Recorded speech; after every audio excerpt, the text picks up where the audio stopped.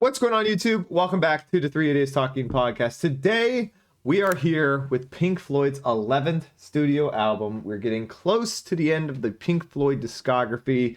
Today, we have The Wall, one of the most controversial streams or album reviews I think we will ever do on this channel. The Pink Floyd's, obviously, The Wall is extremely well known. You've guaranteed heard songs off of it, even if you haven't heard the full album.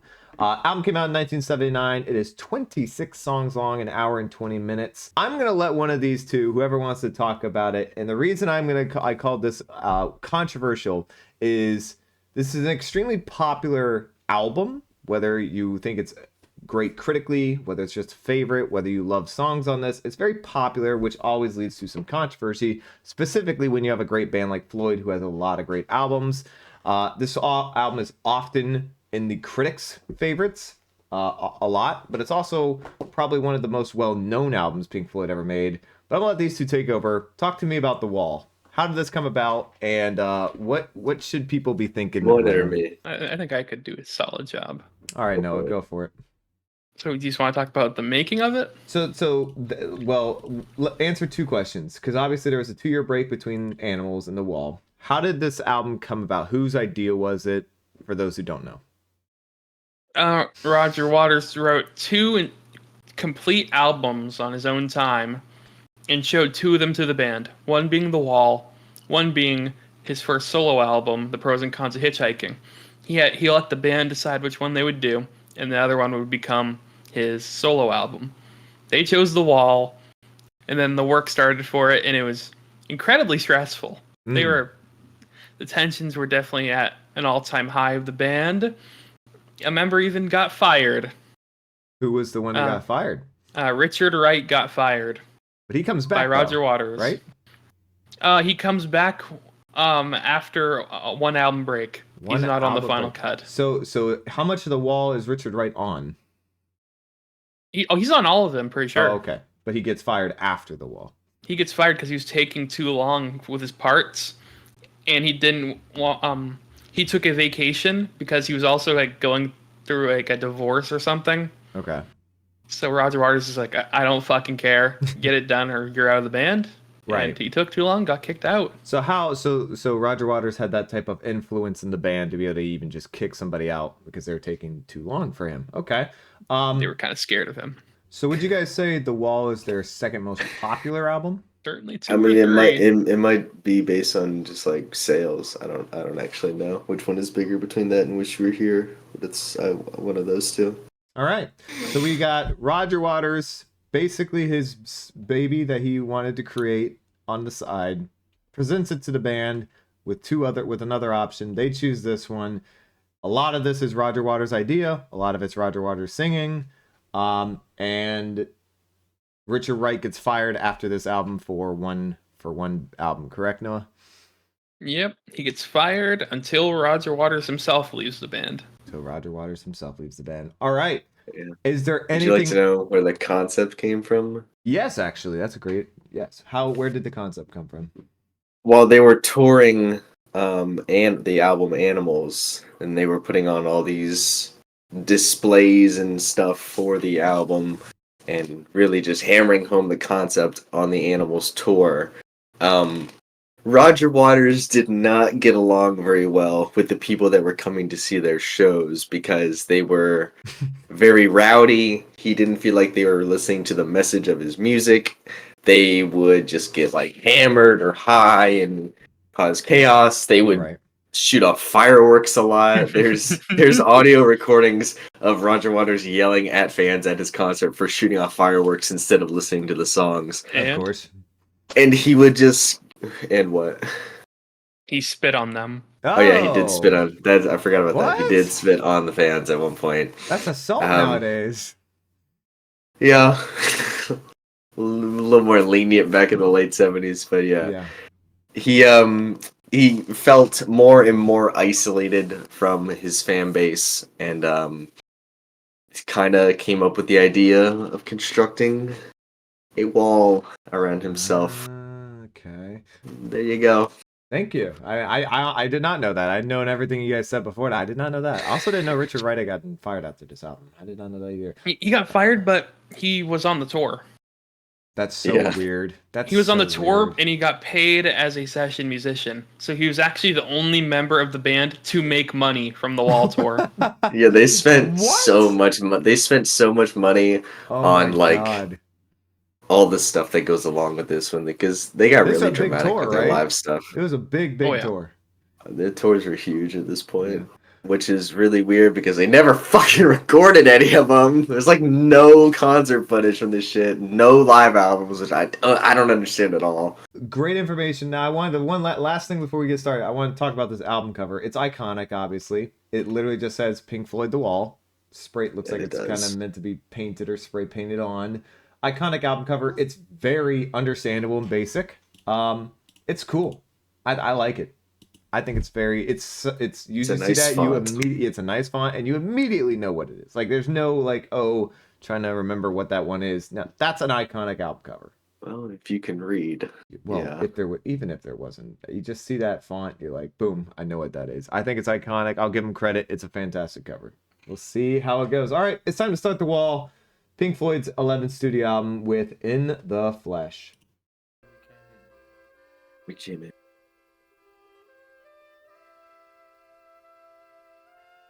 Make sure Random not to mess casual with the gamer. volume.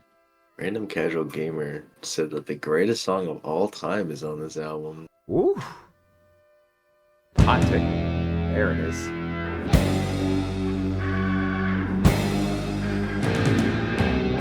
No, I don't think you changing the volume changed it for us. So.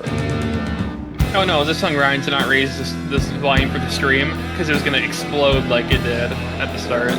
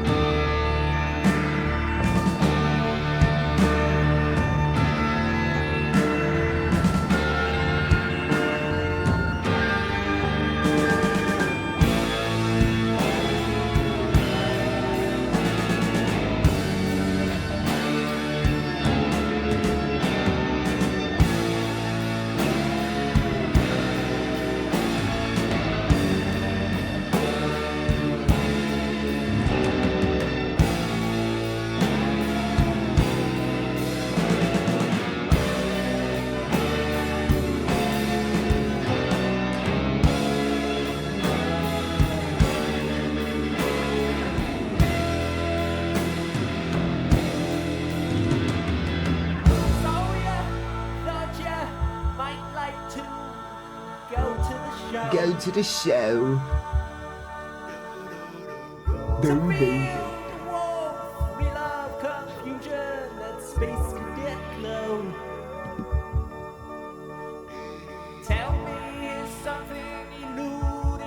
In the Flesh was the name of their Animals tour, right? Yep.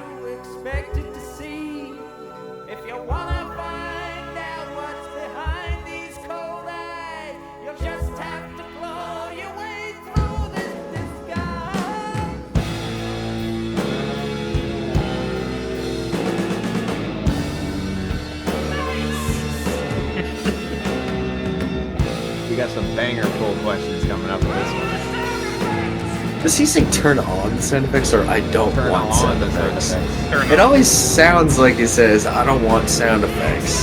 Action!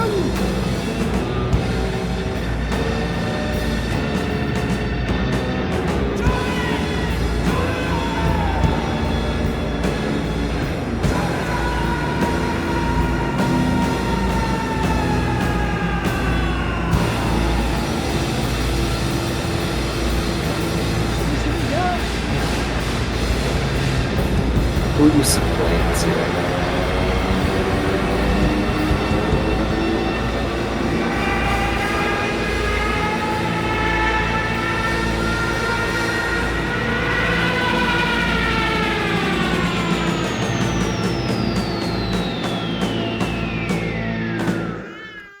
Okay. I think it's a really, really good opener. Big fan of In the Flesh. Gotta put that question mark in there. One of the heavier Pink Floyd songs that they have, and they do it really well. Really kind of sets up the I don't know, it just sounds like a very grand opening to a very large scale album. and I like a lot of things they do there. I think the lyrics are pretty cool.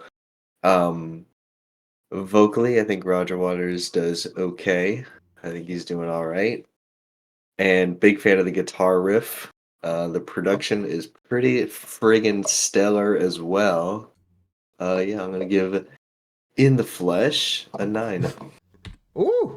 I have one comment that differs from Cole. I think the production, or maybe it's the mixing. The mixing on this with the drums could be a little bit bigger. The drums could be a little bit more.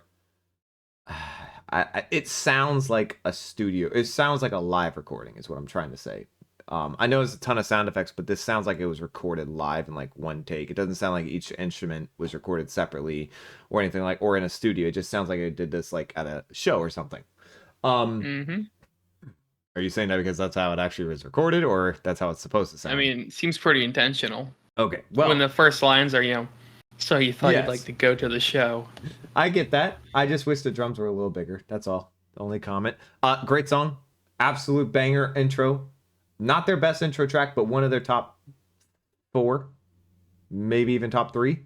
Roger sounds great. Cole nailed the riff. Drums are good, and lyrics are very odd to start out with, which is about to be indicative of the lyrics on this album. I will give this a strong 8. Noah. Gonna agree with pretty much everything Cole says. Riff is magnificent. Love how it just explodes in at the start. Kind of catches you off guard. I think that's really cool. Keyboards are sounding glorious. Middle section solid. Roger Waters does fine. Lyrics are good. It definitely gets me it makes me anticipate all the things to come, which I think is very good for an opening track. I'd also give it a 9. There we go. Yes. Okay.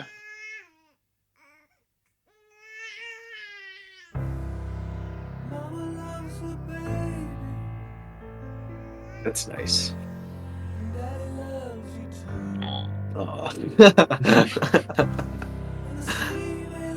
8 out of 10 from Random Casual Gamer.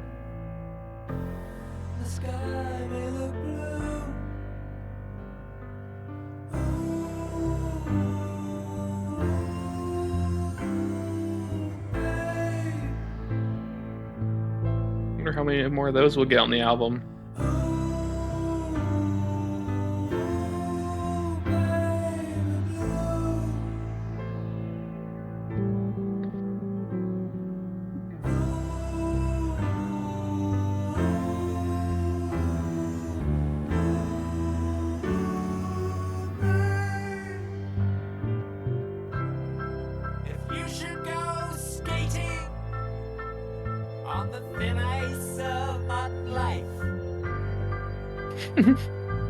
Such a weird voice.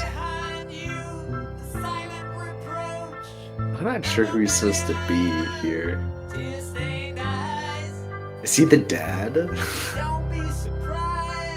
Is he just narrating?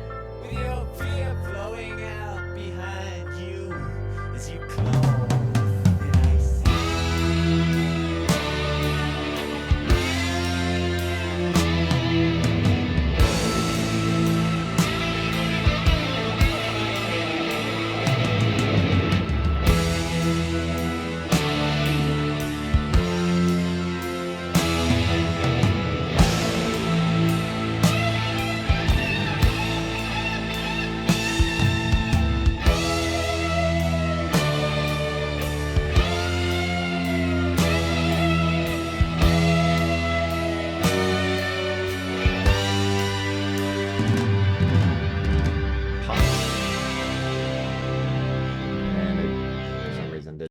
David sounds beautiful as always. Roger, his tone's a little odd on this one, a little peculiar. A little. Don't know if I'm the biggest fan of his singing. Instrumental's really good though. It's a really good instrumental. The guitar work from David is, once again, just like the last song, really, really good. Um, I'd give that an 8.5. 8.5. Cole. Yeah, I mean, I'm gonna mostly agree with Noah. I mean, I think David sounds great. I think this is I like this song more than I think most people do.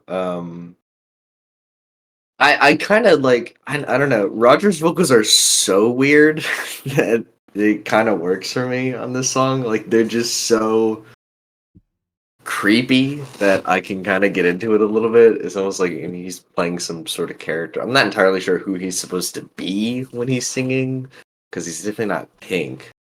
So I'm not entirely sure who he is, but it doesn't really matter.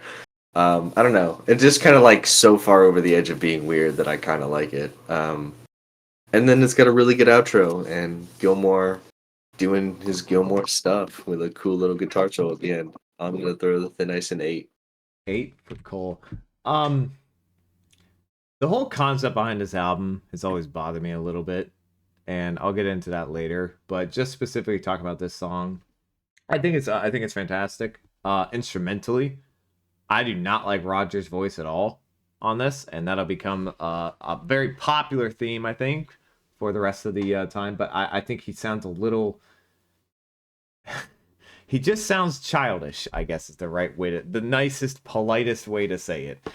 It just sounds a little not fantastic. I don't know, like Cole said, I don't know who he's playing. And part of the concept of this album is that they're playing characters in this family, I believe. But I don't know who he's playing on this one. Other than that, instrumental is fantastic, and I love the way it ends. It does sort of minor transition into the next song, but not like fully. But I'll give this an 8. You guys hear it? Right? Yeah. Fantastic.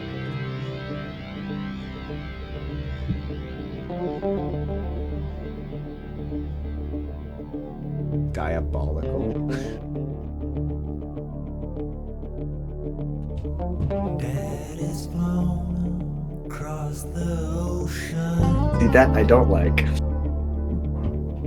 I'd rather he sung like he did Thin Ice. Just a memory. That I like. Doubling up on that is kind of cool. A snapshot in the family album.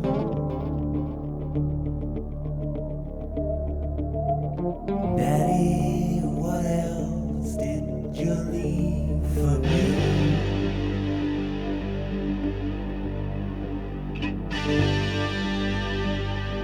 Daddy, what you leave behind for me?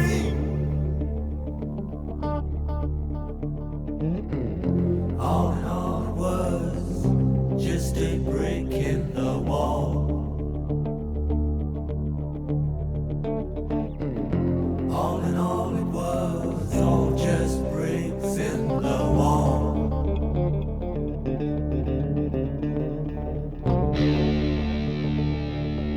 Such a killer tone. Then a little wacky right here.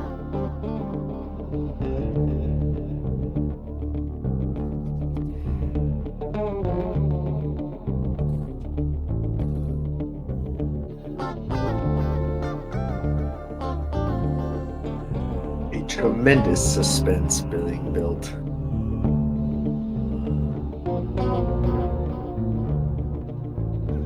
Is this perfect in the movie? To be honest, I don't remember where most of these songs pop up in the movie. The panning on this song is so good.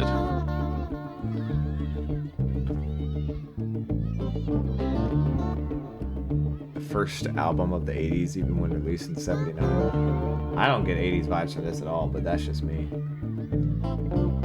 The Maybe production's it's a bit got some 80 theatrical. vibes. Might be a little bit theatrical. I definitely get some 80s vibes on a song coming up. This is a little long though here. This part, just this constant Yeah, but like drumming right it's here. it's pretty hypnotic. Yeah, but it could be building suspense without being half a song.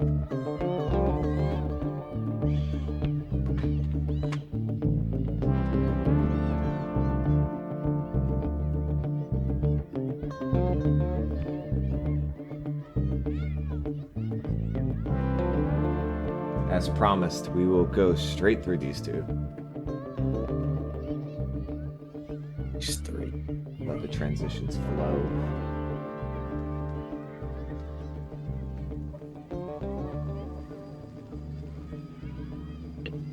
This song's gonna be so hard to rate as a song. Stand still, laddie.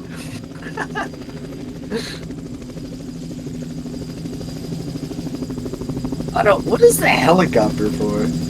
I don't know, man. Like, it's a school teacher. Is the school teacher yelling at them from a helicopter? What?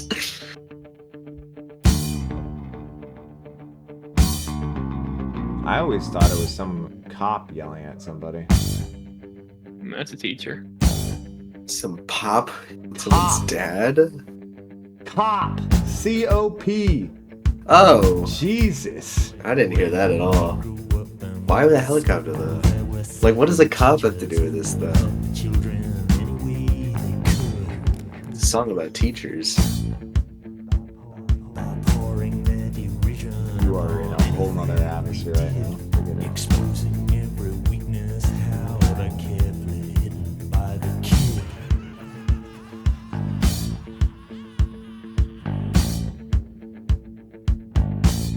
School, military, same thing.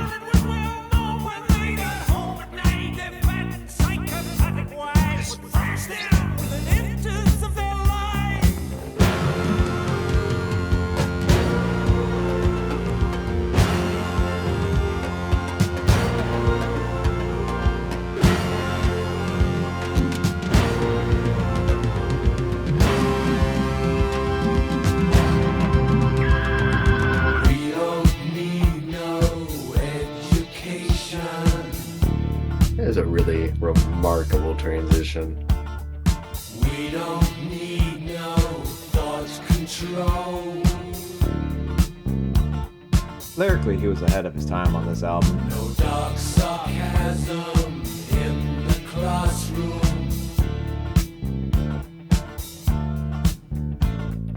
Teacher, leave them kids alone.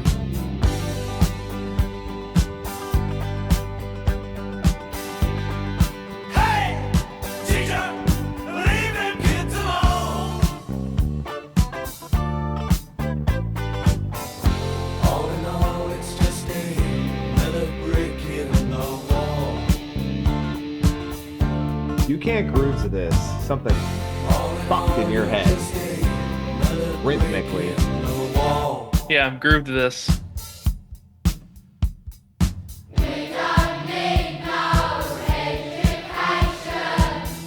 You can't groove to this? They can groove to that. Oh, you're retarded.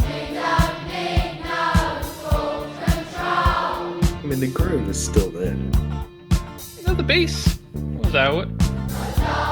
Heavy drum. Oh, okay, sorry. bass is The bass still is there. It's just overwhelmed by the children.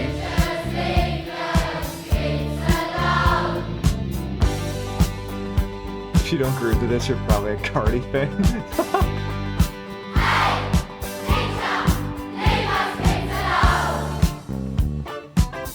That bass is so fat!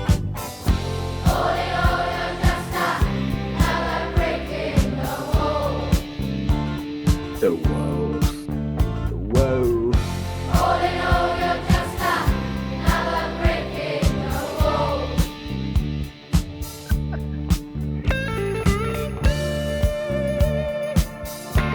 Alright, rate the solo, boys. Good. Rate the solo. No, I'm saying chat. Rate the solo. Where does this rank? Top 10? Gilmore solos?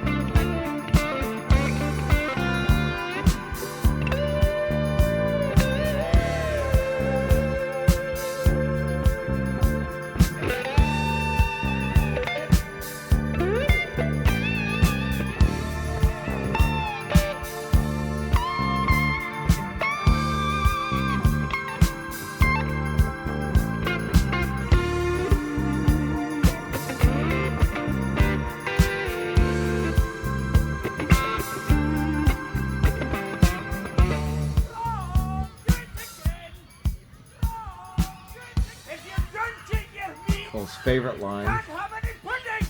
How can you have any pudding if you don't eat your meat? You don't eat your meat. Favorite line of the whole album, right, Cole? Don't know if I have a favorite line on this album. If you don't eat your meat, you can't have any pudding. Maybe. Are all these your guitars? That's a good pick. You guys, did it pause for you? Yeah. Fantastic. All right, another brick in the wall, part 2. Oh wait, no, we got to go back. Let's just Further run than through that. all 3 one at a time. Yeah, you're right. You're right. One you're person, just run through all 3. Right. All right. Another brick in the wall, part 1. The happiest days of our lives, and then part 2. Whoops. Yeah, do each one, and we'll start with. Let's start with Noah. Another Brick in the Wall Part 1. Big fan of the instrumental. I'm a big fan of the instrumental. The vocals, little too close to the mic for my taste. Really in my ear. Really doing his best to enunciate every part of every word. Which is a little too much for me. Instrumental's really good, and when they do vocals with like overdubs, those parts sound really good. But the instrumental is definitely my favorite part of the song. It's very hypnotic. Mm-hmm. Has some nice little licks in there for Mr. Gilmore, and it has a nice little transition. I'd give that an 8. 8 from Noah. Cole. Oh no, I'm sorry, Noah. You're supposed to spam through all of them. Go for it. Happiest days of our lives. Like a third of it isn't even music, Yeah. so we can just move past that. Well, it's part Lyrics of the song. on it are good. Lyrics on it are good and do a good job building up to what comes next. Vocals, he definitely goes for it on this one at certain points. And especially it was easier to understand him. I think the first time I listened to his album, I had no clue what he was saying. Because like the echo that is on his voice as well. I think that could have been mixed slightly better. Overall, it's solid. I'd give that a 7. And now here Part comes 2. the spice. The spice, the kick. Okay.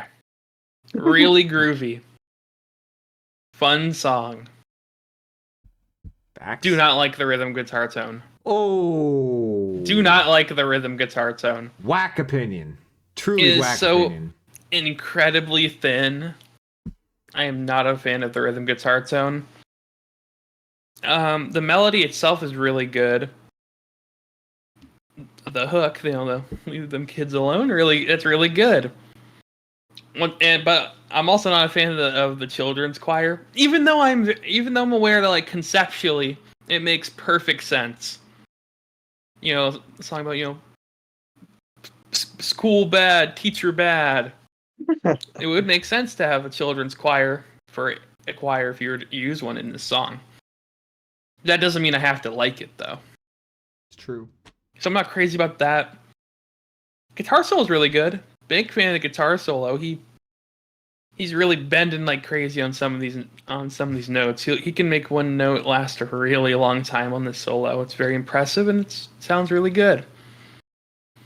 But with the flaws, the things I dislike about the song, I'd give it a 7. Wow.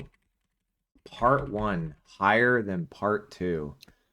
Yeah, I enjoy Alright. that one though. I have decided I'm gonna go second.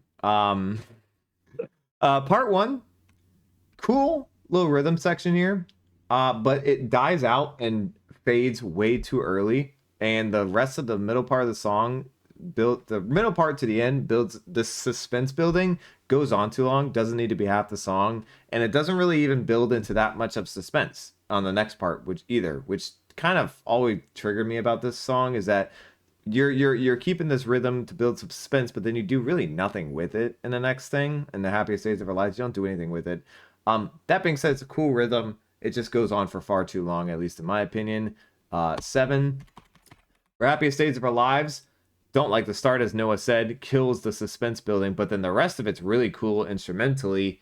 And then that transition into part 2 is fantastic. Not a whole lot going on in the song, but I will give it a 7.5. I do think it's more important as a song and better suited than part 1. And then part 2 is just, wow, what a transition. I mean, the start 5 seconds in and you get this incredible, one of the greatest rhythms they ever made, one of the greatest melodies they ever made. Waters actually sounds fantastic on this, in my opinion. Then you get that incredible hook with just a fantastic usage of a kids choir in it as well. And one of the only times in the history of music and I have ever heard a choir and one of the other times I've ever heard a kids choir and an adult singing well at the same time and repeating the same vocals. Never have ever really heard that. I think the solo is fantastic. It's a little sporadic at times, but it's carried also by the fact that that bass guitar is beating along at the keeping that rhythm. Fantastic song, 9.5. Cole? Alrighty. Another Brick in the Wall Part 1. I think that song builds a really cool suspense. I love the atmosphere of it. Really cool. There's not as much going on in it as maybe I would like for there to be. But I still just like the atmosphere of that song quite a bit. So I'll throw it a 7.5 to an 8. Ooh, okay. Happiest Days of Our Lives. I mean, it is kind of just used as a transitional point from part 1 to part 2, but I do think that it is, like, especially the ending of that song, provides one of the better transitions between two songs on, like, any album that I've ever heard. That transition is pretty stellar. And I do really like the lyrics, and I do really like the melody of it a lot. I think Roger's vocals when he starts kind of yelling at the end of Happiest Days of Our Lives are pretty solid. The vocals before that I think are pretty bad. But overall I think it's a pretty good song. I'll probably throw it a 7 to a 7.5. Another Brick and Wall Part 2. Super catchy. One of the catchiest songs they would ever write. I don't really have any issues production wise with it or like guitar tone wise with it like Noah does. It's very fun. It's just super groovy. I'll probably give it a 9. Ooh, there we go. Okay. Noah, the only one to put part 1 higher than part 2. Surprised me. All right, chat, what do we think? This guy writes generational songs, solos on the toilet, so that's saying a lot. Fair enough. Brick in the Wall, part 1, 9 to a 9.5. Happiest Days plus Brick in the Wall, part 2, 9.5 to 10. Don't see any reason to rate the song separately. Part 1, 8.5. Happiest Days, 10. Part 2, 10 from I'm Him. Part 1, 8.5. Happiest, 7.8. Part 2, 8.8 from Side 28s. Part 1, 7. Happiest Days, 7.5. Part 2, 9 from Random Casual Gamer. 9 to a 9 to 9, 9 and a 10 from Piloto. Rogers is actually the Crash Out King. I have heard he's done a lot of those before. Part 1, 8. Rest, 8.5 from Lava Jacob. Part 1, 8. Happiest Days, 100. Part 2, 10 from Tarney. Wow. Big Happiest Days fan over here. 11 from Cosmic. After completing part 1, no context. Part 1, 9 to a 9.5. Happiest Days, 8. Part 2, 9. Context. Part 1, 10. Happiest Days, 9 to a 9.5. Part 2, 10. A lot of 10s coming out from Hugo so far in this one. Big Wall fan. Big Wall fan. Pink Floyd's most overrated song of all time from Tim Leverton. Part 1, better, very bass. Noah.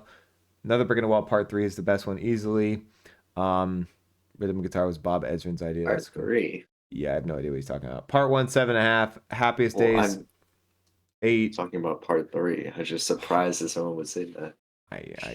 That's what I'm saying. Part 2, 10. Solo was okay from No Username.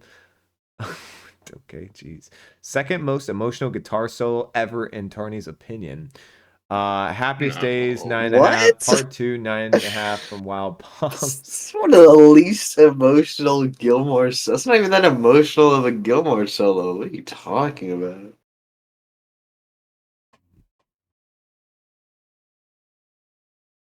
Gorilla's Dirty Harry. I don't even know why he said it. There's a better transition on this album, Cole. There I'll be is. the judge of that, champ. How should I complete the wall? Days Another Brick in a Wall are basically Days Another Brick are basically one song and should not have been separated into 2 tracks. That's false. They are 2 different songs and they should be separated into 2 separate tracks. Yep, if they're listed as 2 separate songs, we're gonna view them that way. One of them has 1 billion streams and one of them has 63 million. So clearly different songs. Well, that's okay. That's not. All right. Well, Continue. That there was we go. dumb. Do we need to? When's the next one we need to not stop on?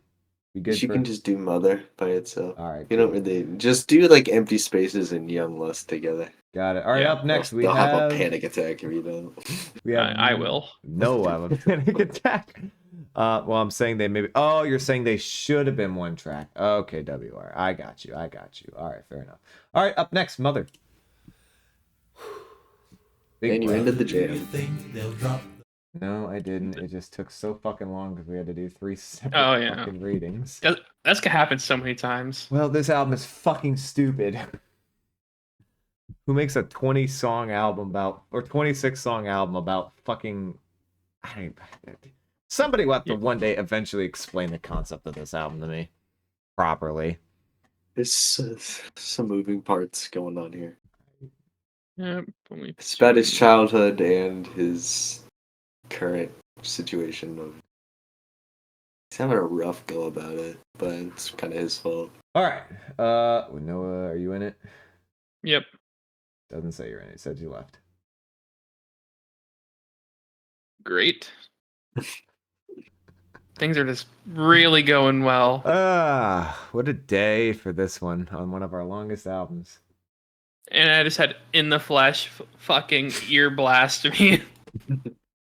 Things are going well, swimmingly. Hey, you know what? We gave it plenty of time. This is why we did this. We gave us plenty of time to finish this album. All right, you're back. Let's do it. We have Mother. the bomb? We did it. We did it. I tapped out of reality when I heard it live.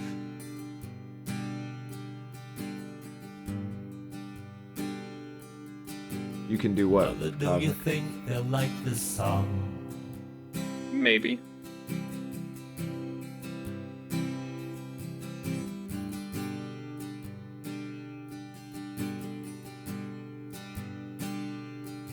Actually, Mother, do you think they'll try to break Oh. my balls? My that's balls. my favorite line. That's your favorite line? Mutter, do you think they'll try to break my balls? That's a good one. Why, Mother should have built the wall. Oh, you want to explain the album to me? Go ahead, Cosmo. Mother should have DM run me. for president. No, Roger. You should not run for president. I've heard people try to explain this album to me. It doesn't make sense to me when I hear it, but maybe somebody can Mother explain should it in a way that address makes the sense. government. He's just bouncing back and forth between different parts of his No, life. it's from a concept standpoint, it's confusing. He's talking to his mommy right now. That I get. Never liked the way he sang that line. Well, he's not much of a singer.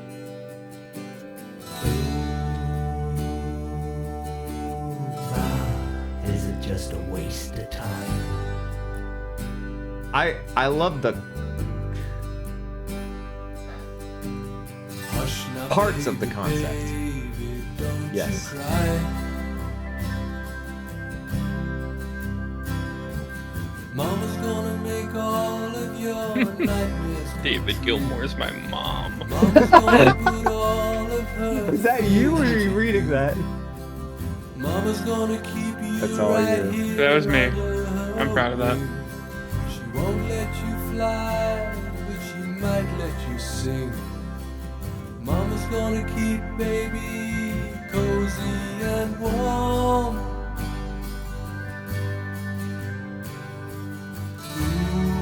Ooh, babe. Gotta go somewhere pre-read, comfortable now. Babe. 12, everything is perfect. All right. Thanks for coming, Random Casual Gamer. Cause mama's gonna help build the wall.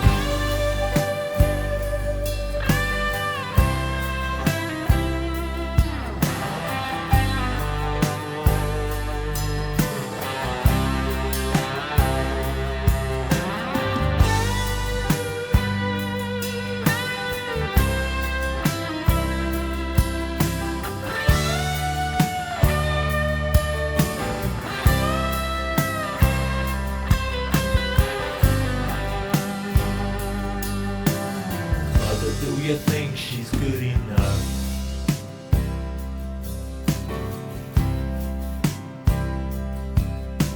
For me?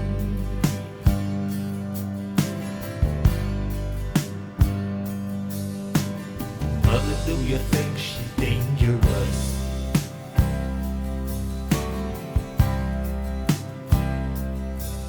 To me?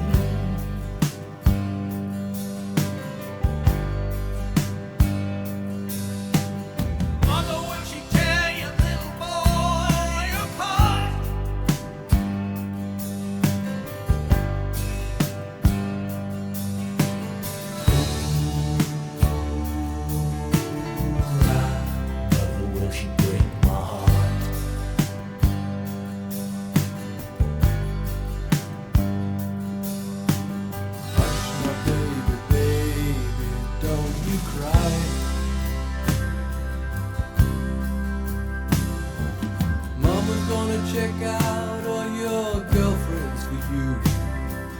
Mama won't let anyone dirty get through.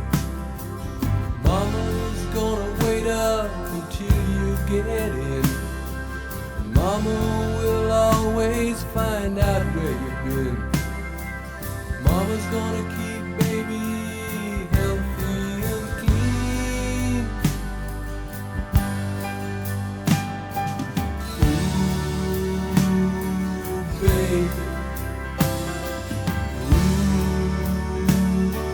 Baby, ooh, baby, you'll always be baby to me. Mark Rayner with a fantastic opinion.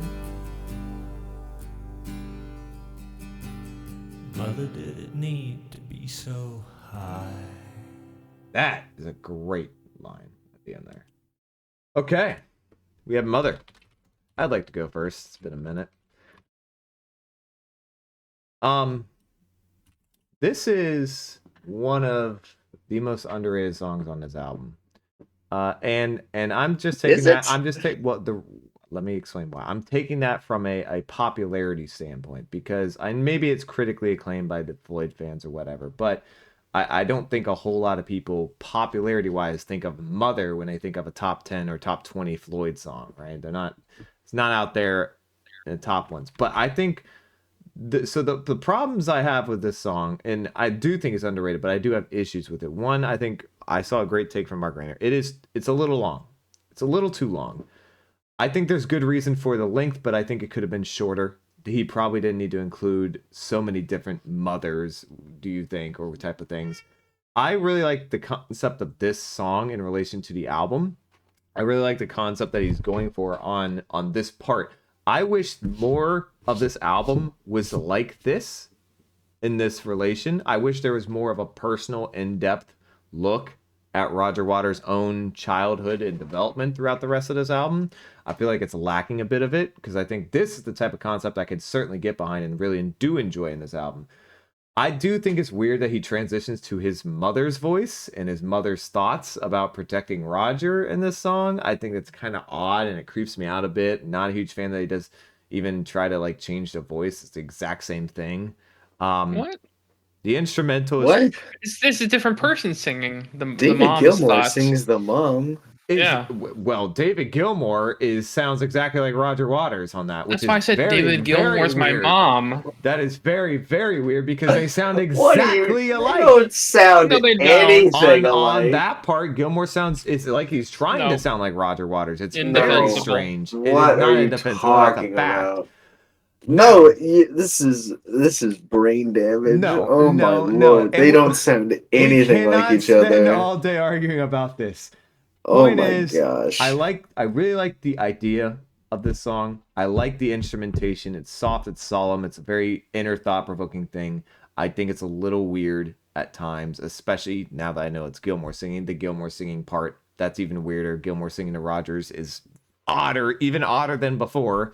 A little long, Why is it odd? but still good. I'm giving it a 9. I'll, I don't I'll like go. that. I don't like the concept of now knowing that David is singing that. I think it's an even odder You concept. understand that they're playing characters, right? I understand they're playing characters, but he is playing Roger Waters' mom in this moment. No, he's playing the character of Pink's mom. Yes, who is being played by Roger Waters. So? And It's Who else just is gonna do it? it's an odd concept. Someone's gotta do it! No, there didn't even Davis need should've to done be. it. There didn't even need to be that verse in my Stop opinion. talking. Stop Okay. talking. Stop Well, talking. someone else go then. Every I fucking gave time. it a Alright, I'll fucking go. 9. okay, yeah, your rating's fine. Just some of the things you said were very peculiar. Yeah, the song conceptually pretty straightforward. It's about Pink's overbearing mother. Lyrics are done very well. I'm a big fan of it shifting between two different people's thoughts. Roger's parts are solid. When he goes for it really hard on some lines, he loses me a little bit. Yeah. But for the most part, this is a perfectly solid Roger Waters vocal performance. David, as always, sounds really good. I'm a big fan of how happy the song sounds during his parts, and his parts also have like the darkest lyrics. Big fan of that weird contrast. Guitar solo, very good, properly rated. I think everybody sees it as a pretty great solo. Yeah, it's a 9. Cool. Yeah, I pretty much agree with everything Noah said. Conceptually, I think it's really interesting. Roger just getting more and more shaky vocally throughout this album as we keep going on. David was great vocally. Loved his vocals, loved his singing. Thought his guitar playing was great, loved the solo. Just great writing and really good conceptually. Probably give it a 9 as well. Oh, first time we all agree. All right. Chat, let's see. They don't sound similar at all. You need to get your ears checked. It's not that they don't sound true, similar. they It's don't that sound they do have a difference, but it's not. I thought it was just Roger singing slightly different to make it sound like his mother. All right. Chat. Pedro just says no. I don't even know what he's talking about. 10 from Rickster, 10 from Tim Leverton, 9 from John Deff, 9 to 9.5 from Jonathan. Album is suffering because a lot of things are cut. Okay. I prefer this over Comfortably Numb. 9 from I'm Him. Wow. 11 from Cosmic, 10 from Tarney. Mother's a gigantic song, you donkey. What are you on about? It is not a gigantic song. I mean, just from a streams count, Pretty it's big. not that big. It's the 6th biggest song on this album. It's 134 million streams. We have so many bigger songs than that from Floyd. It's not even funny.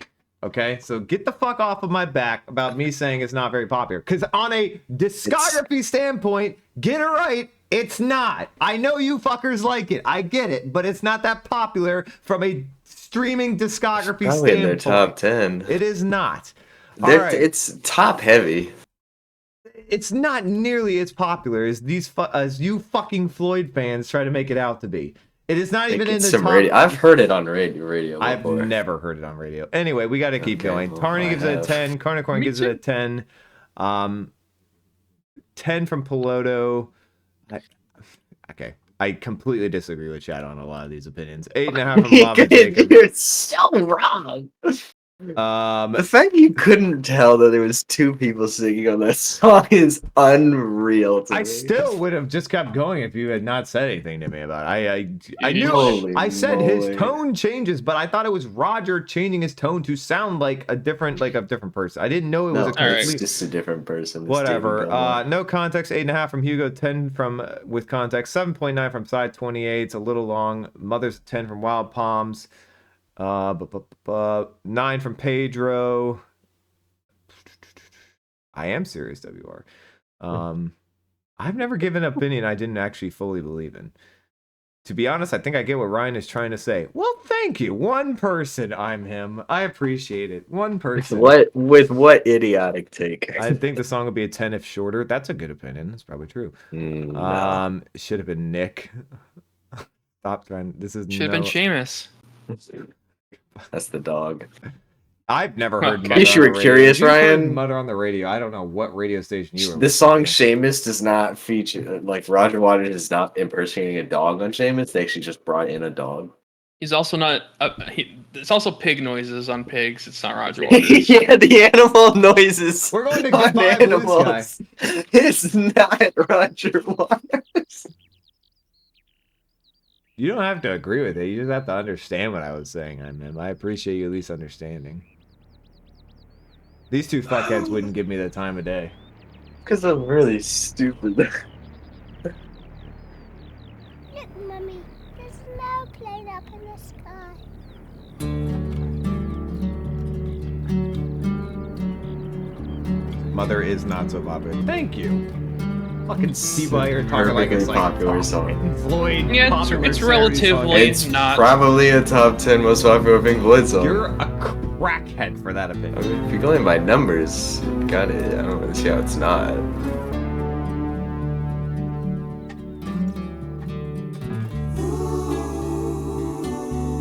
It's definitely top 15.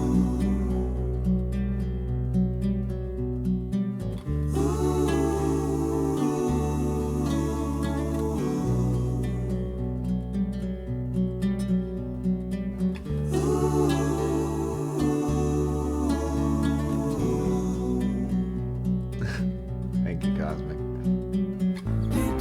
Did you see the frightened ones? Did you hear the falling bombs?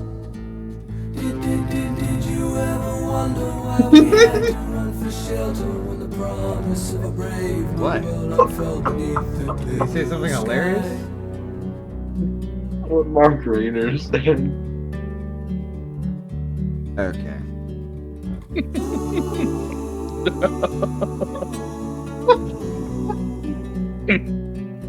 Enjoy this, because when we get to rap, I'm gonna have so much more fun than you two.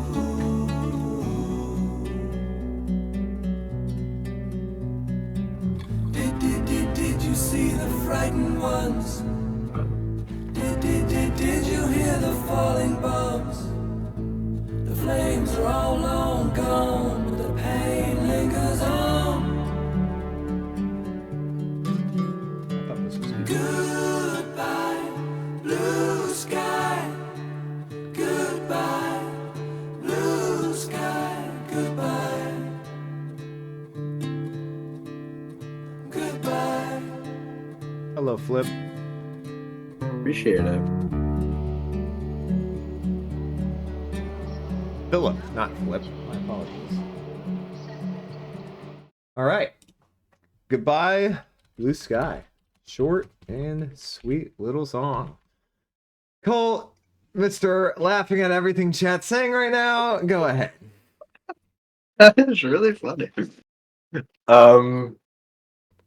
Great ballad. I mean, it's dark as hell, but super pretty. Love David Gilmour's vocals on this song because that's David Gilmour. I didn't know. I Um, genuinely don't know. Oh my gosh. I can't tell the difference between most of them most of the time. I think they sound night and day different. Great vocals, beautiful melody, beautiful guitar playing, super dark lyrics, but they're pretty interesting. I will say the war stuff is kind of just shoved into this album a little haphazardly. Yes. It Yes. doesn't come up a lot, and it doesn't feel super essential to the overall theme of this album. But I mean, like, the lyrics aren't stupid. It's just like, do we really need this? But beyond that, I think it's a super pretty song, even for how dark it is. I'll probably give it an 8.5. Well, I was gonna exactly mention what Cole said. Great song outside of the lyrics here, because the lyrics to me are just completely against, or not against, but completely just sort of out of the blue, different than the rest of this album has been conceptually, because it's really like I understand some people might like the lyrics a lot, and that's cool. I mean, I didn't say they're bad. It just doesn't make sense with the concept of this album for me. A lot of the times we hear stuff about the war lyrics and stuff. That being said, Gilmore is obviously going to sing very well. He's a great singer. It's a very, it's kind of an upbeat tone for some really dark lyrics. It's a very melodic tone for some kind of warlike dark lyrics on it, which is a cool contrast in this. But it's kind of out of the blue. Although coming after Mother, it is another solemn type of song, lyrically speaking. And it's just a very weird phase after we just had in, the part 1, Days of Our Lives, and part 2. A very unique transitional period in this album to what we're about to get. I like it. I'm going to give it an 8. Noah. Copy everything Cole said. Okay, down to the rating. Copy the rating. Copy the rating. All right, damn, straight up. Save us some time. Fair enough. Buddy. Fair enough. All right, chat. What do we think, real quick? This song is pretty mid. Not gonna lie, I didn't throw work on this at all. What's so funny, Cole? Ryan rap sucks. Actually, quite the opposite, Mr. Diamond. Ooh. I never knew how interesting it would be to see Ryan react to Eminem. Oh, buddy, just you wait. 10 for Sander, 8+ from I'm Him. Overrated from, I'm not even going to attempt to pronounce it. I guess I will. Taifu10? Hopefully I got your name right. I can't lie, I'm going to seem like a hater. 7 from Tarney. Wow, lower than all three of us. Kind of mid. 6 from Pedro. Lava Jacob gives it a 9. Jonathan with a 9. 10. The song resonates strongly with me as a person living in Eastern Europe. Oh, yeah, true. That makes sense. From Carnicorn. Poignant and creepy. 7.8 from James Diamond. They do not sound that different to me, at least. Maybe I just haven't listened enough Floyd, though. You guys are diehards. 7.2 from Side 28's. Nick Mason just hits Roger with his drumsticks instead of his drums. All right, we're still continuing that. 9 from Mark Rayner. No context, 9 to a 9.5. Context, 9.9. Hugo, have you given anything below have you given anything below like a 9.5 with context? Just curious on this album so far. You might like the album. You might like the album. Hugo. Huge fan of this concept. Big fan. Goodbye Blue Sky is the start of side 2 of the album. 10 out of 10 from Piloto. Best Gilmore vocals on the album. And a 9 from John Deff. All right. I believe we're doing the next 2 straight, correct? Empty Spaces into Young Lust. All right. Empty Spaces into Young Lust. I just need to watch Cole's face for this song. You see that eagle, Ryan? I did. I was talking, but I was having it on the other monitor. But yes, I did.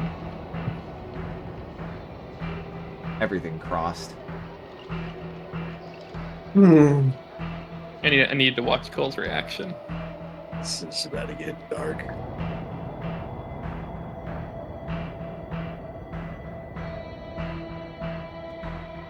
I'm getting genuinely scared. Aren't we all?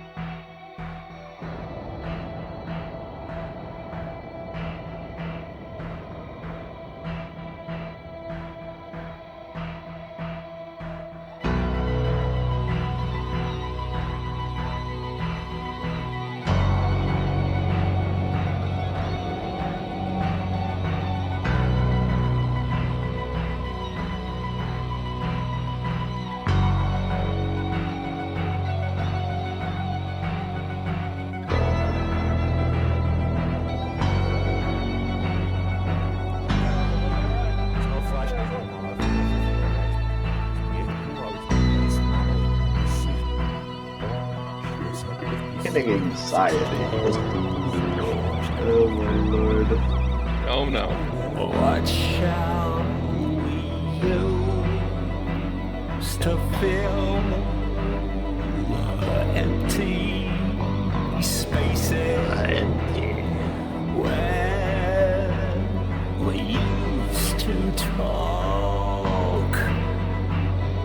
How shall I fill the final places? How should I complete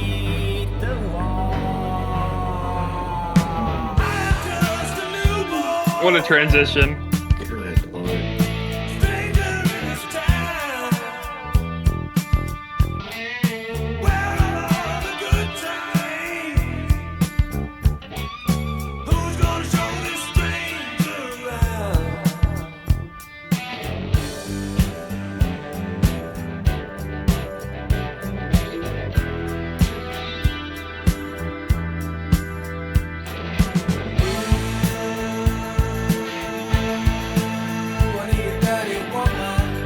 That is one of his better lines you ever sang.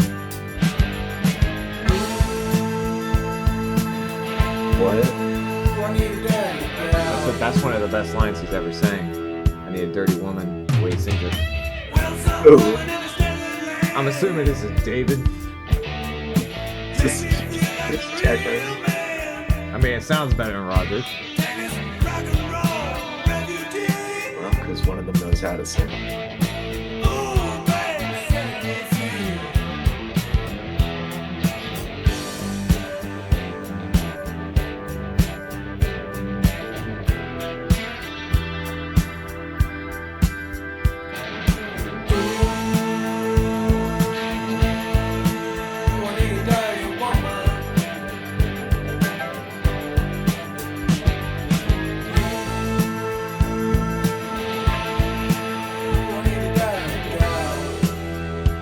I wonder if Roger was doing backup. Yeah, Roger does backing vocals on that. It's like something like that.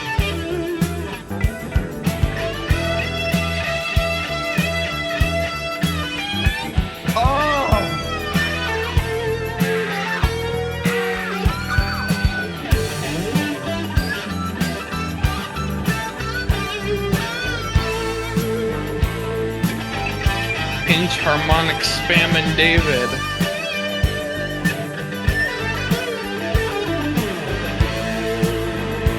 Oh my god.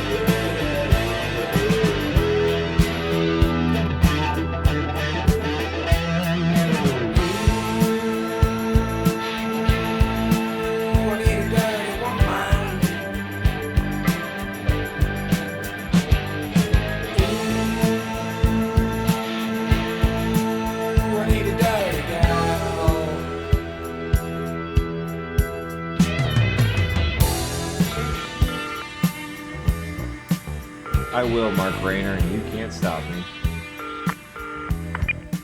Hello, yes, I collect call from Mrs. Floyd. From Mr. Floyd, will you accept the charge from the United States?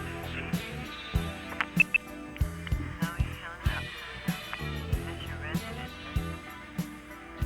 I wonder why you hung up. Hey, yo, Is there whoa. supposed to be someone else there besides your wife there to answer?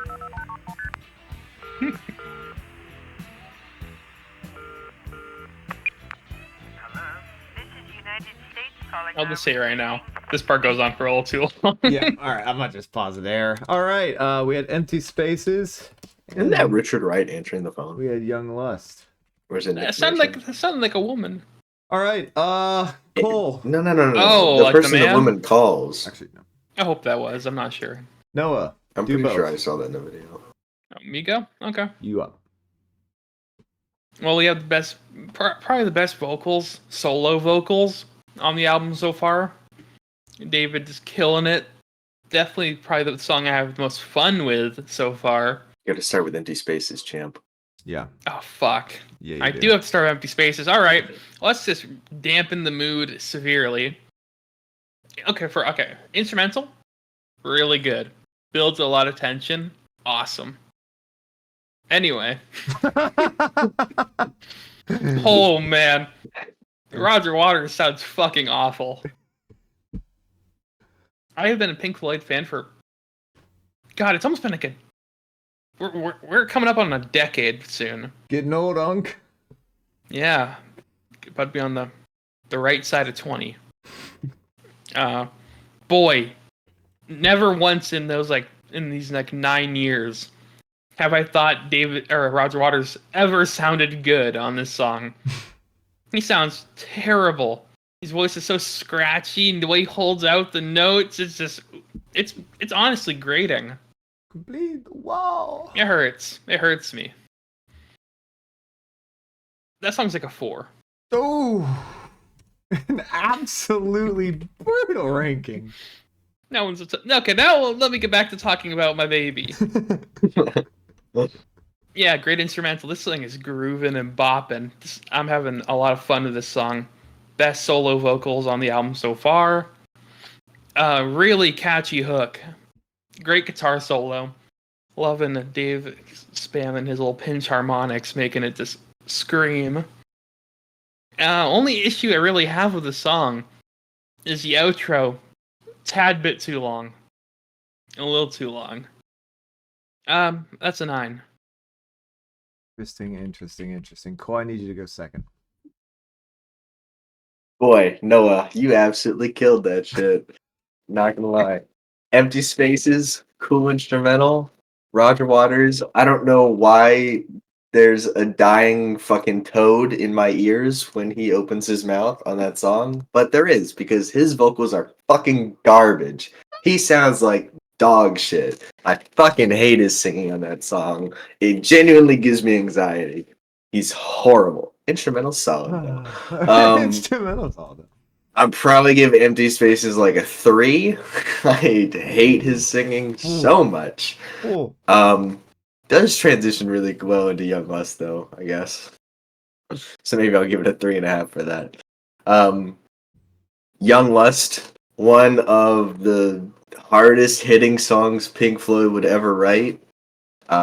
Great groove to it, great guitar playing. Great vocals from David Gilmour, the one who can actually sing. Yeah, just pretty much the definition of a little banger right there. And I do agree. It is the ending of that goes on a little bit longer than it needs to. I'll throw it a 9. Okay.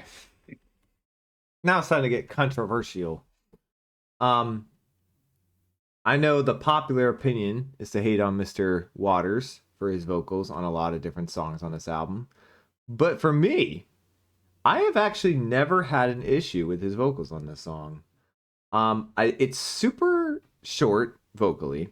I know he does stretch some of the lines out. I get that, but the song itself Feels is like super it's short. 10 minutes. It does feel, he does make it feel longer than it probably needs to be, but vocally speaking, at least to me, no issue with it. He sounds fine. I feel like it's a little bit of like Cole, you described as like I don't remember the term you used, but like grainy, kind of like rough sounding. I actually like it. I feel like it Said he transitions. sounds like a dying toad. Okay, so that's a very interesting adjective to use, I guess. Dying toad. I like the sort of strained vocals he gives because it leads into the next song, which is just this very raw sounding guitar instrumental coming in from David Gilmour. I have no issue with the Empty Spaces. It's a short enough song to not hate enough. I'll give it like a solid 6.5.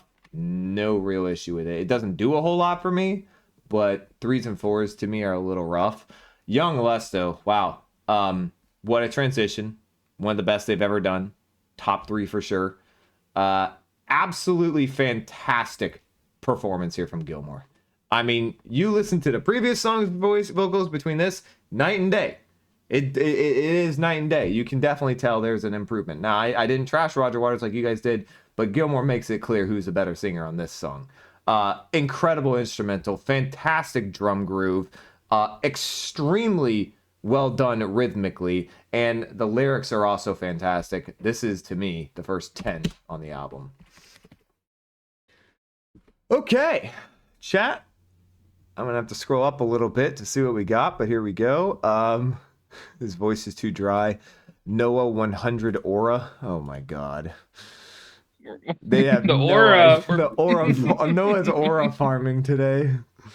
Oh my god. Empty Spaces better than Young Lust from Tarney. Woo! Wow, that's one of the worst takes I've ever heard. You should really, really reconsider that one.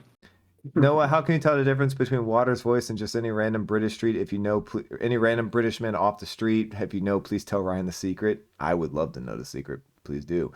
4, are we listening to Cardi or something? From I'm Him. 10 from Tim Leverton gives it a 10. Tarney's heart is broken. Agree with whoever is saying bad. Noah bad. I should have anticipated this. 4, this isn't Kendrick. What the? Yo! Kendrick don't need no shots being fired. What are we doing? We are not I'm trying to listening listen to Kendrick Lamar sing that song. Yo, you guys are Roger getting some Waters. serious hate. What the fuck? Don't care. This might be the worst take you idiots made. Jesus. That singing's His- awful. His singing is atrocious. No context, empty spaces, 8.5 to a 9, Young Less 9. Context, empty spaces, 9.5 to a 10, Young Less 9.5. Hugo is on I'm not- another planet with this album I don't right This now. context I don't know is why you overpowered. need. Why do you Please. need context? to Why enjoy do this you need more? context? I don't really get that. And what is the context you're talking about? I- What's the difference? I will defend the trial with my life. That's my baby. We're not even at the trial. Empty 9.5. What shall we do now? Cut song 10. Lust 10 from no username. Big Empty Spaces fans on here. Do a poll for Empty Spaces. Is I'm Empty very- Spaces good or not? All right, you guys ask for it. We'll deliver. We'll throw Are up you a poll. really? All right. We can let the poll go while we're doing other songs because we're not staying this long on empty spaces. I'm not. All right, throw up the poll and one last rating to read. A 9 from Mark Rayner for both, who would love to see a reaction of Downward Spiral by 9 Inch Nails. Okay. All right, up next, one of my turns. Oh, wow, Look at this Chad. room. God, what a fabulous room! And that's what she says. Are all these your guitars? Want to take a bath? This place is Bigger than our apartment. Can I get a drink of water? Let What are we Hugo watching? cook. Must be very interesting. Oh, Hugo means listening in context of the entire album's concept. Well, we'll see if Hugo says that. I don't know why that would change the score of any independent song, but whatever. Tarney when she walks into David Gilmour's bedroom. Wow, are all these your guitars? Actually, that'd be no I see the lyrics. He's gonna start singing. Are you feeling okay? To be fair, that'd be Noah too.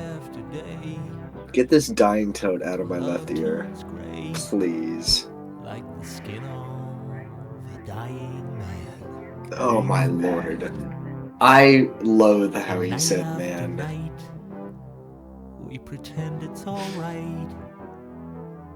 But I have grown older, and you have grown colder. Oh my And lord. nothing is very We much have- fun. 2 10s already for this song. And I can feel I'd love to go first. I want to throw up. one of my toes coming home. I think I'll be a solid middleman for this one. Feel God, it's so bad. Okay. I need some silence. I need some silence. There's absolute magic that's about to happen. Run to the bedroom and the suitcase on the left, you'll find my favorite ex. Don't look so frightened, this is just a passing phase, one of my bad days. Would you like to watch TV or get between the sheets or contemplate the silent freeway? Would you like something to eat? Would you like to learn to fly? Would you like to see me try? Love that lyric.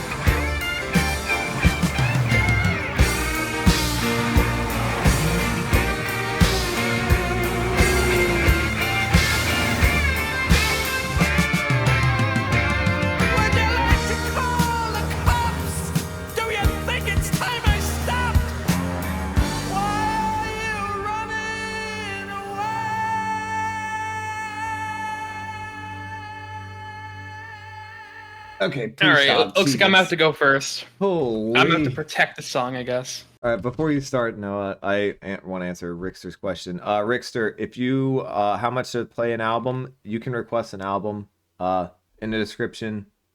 DM us on there's a e-business email, DM us on Discord, or DM us on Twitter.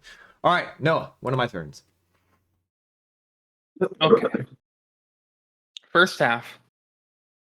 Yeah, it's pretty cringe. It's pretty cringe. With the lady saying some pretty goofy things in a pretty goofy voice.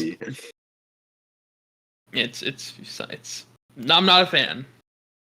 And Roger starts singing. Not as bad as Empty Spaces. Whoa! What? His vocals are definitely not as bad as Empty Spaces. There.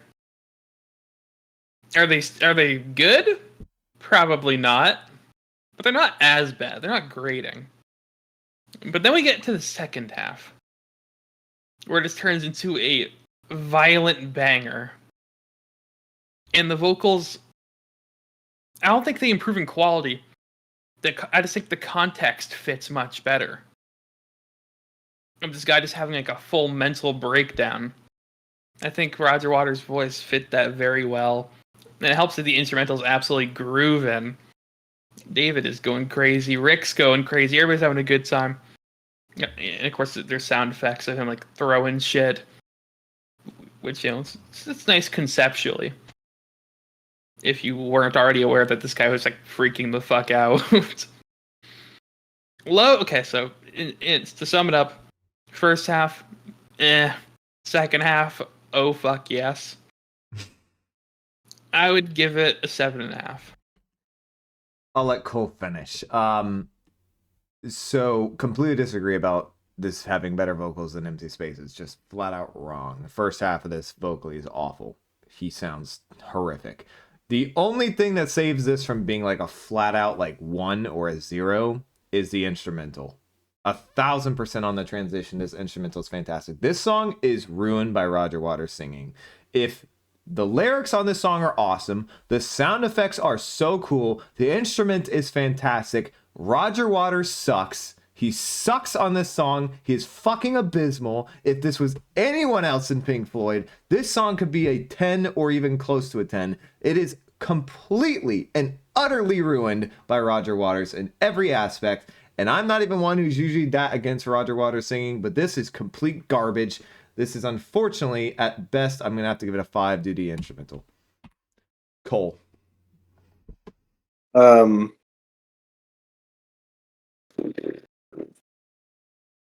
Beginning of the song is a train wreck. Roger sounds awful. Just hate his vocal tone.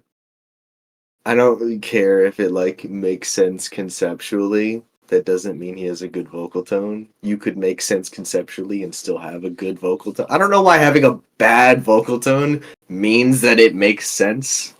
He just sounds terrible. I hate his voice so much.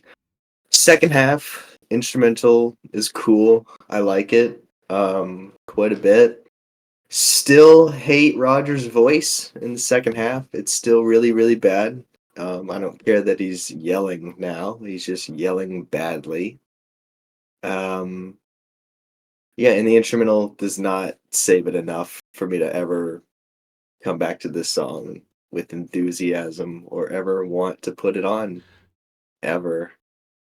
I'm gonna give it a 4. One thing I'll say, the only thing possibly you can make an argument about is the crazed axe murderer type stuff that is happening in the lyrics in the second half of the song fit Roger Waters personality wise. That is really the personality he's going for. The sort of like the strained, not angry but kind of going psychotic voice he's kind of doing here. That fits. I just think it's so poorly vocalized from him that it just makes it worse. It just makes it worse. It sounds so forced. All right, chat. Let's see who agrees with who. I'm definitely not going to agree with me. 7+, one of the weaker ones on the album, but still good from I'm Him. 8 from Sander. Boo. People booing. 8.5 to 9 from Conicorn. 10 from Tarney. 10 from Rickster. 8 to an 8.5 from Jonathan. 9.5 from Wild Palms. Pretty cringe, LOL. Not a dialogue is great. Mark Rayner gets it at 10. 9.8 from No Username. 11 from Cosmic. Lava Jacob with a 7.5. It makes sense in the context of the album, honestly. 5 Bad guitars. singing does not make context in the sense of anything. 5 guitars Does that carrying make from sense in side the context of 28. anything? No context, What did I say? 8.5. Context, 9.5 from Hugo. It does get a bit repetitive towards the end of the song. Cole is no longer the GOAT after this horrendous take. Also, Revenge of the Bummer. Sith is the best Star Wars fan film. That's a crazy one of the opinion. Terrible Dumbest takes opinion. I've ever heard in my life.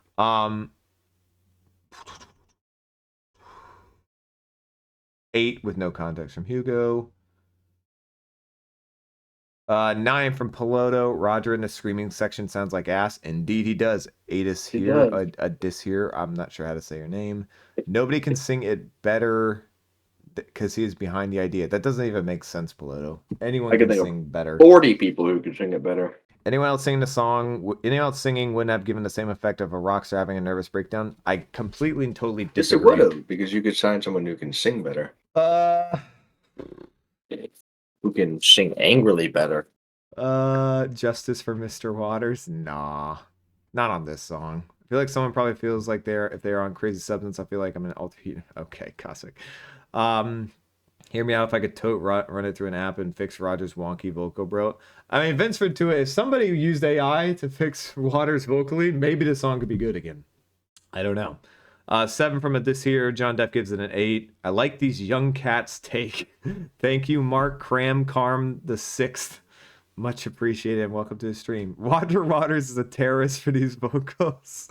I think Cole's called Roger Damn. Waters a terrorist for the album before. Pretty sure Cole said this. I don't know if he there's no way he said that for the whole album. Maybe not.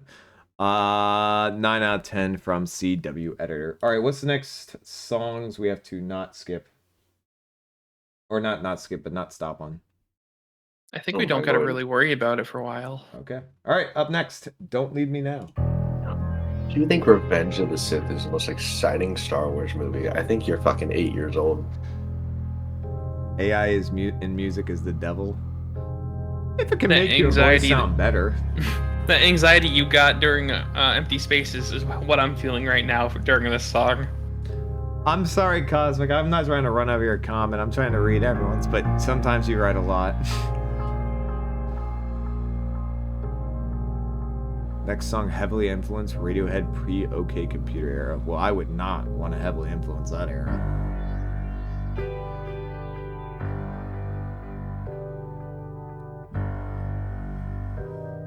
Cool, I'm scared. You should be.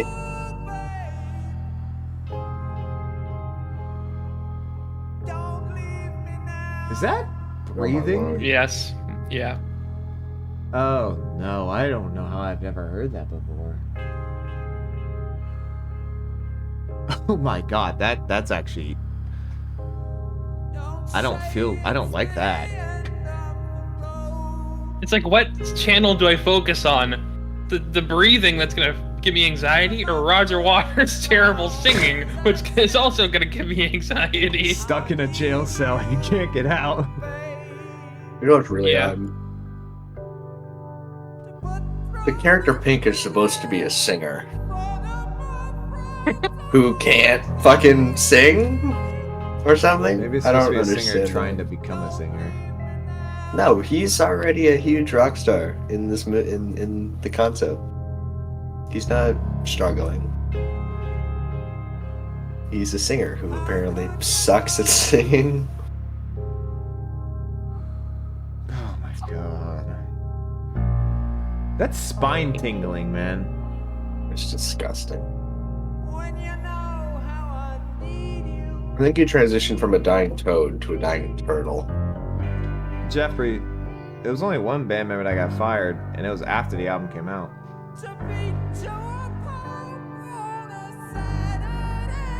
Wow. God, that is awful. Did he even listen to this back? I'm not having a good time. He's completely incapable of understanding that he's a Straight up terrible singer. Not having a good time. I mean, He he's still gonna have a good sings to time this soon. day. Yes, he is. Oh, fucking Darth Vader-esque sounds.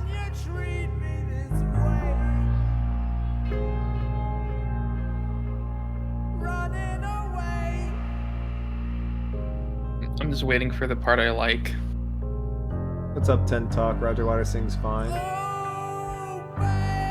Not right now, in my opinion. Sure he does, too. Okay, there we go. Too little, too late.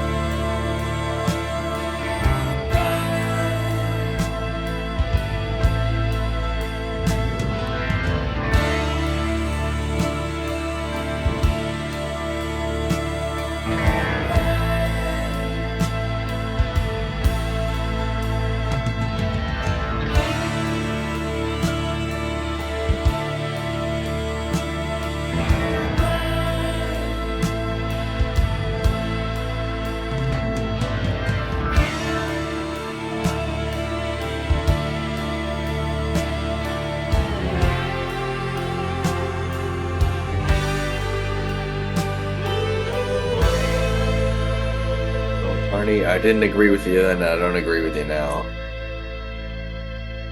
I don't know what you thought was gonna change.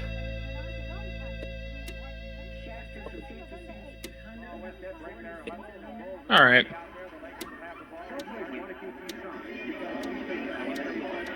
There's not another ooh, babe. Lyrically, apparently there was. Okay. That was Don't Leave Me Now. Cole, you haven't gone first in a while. You sir are up. Boy, he is just.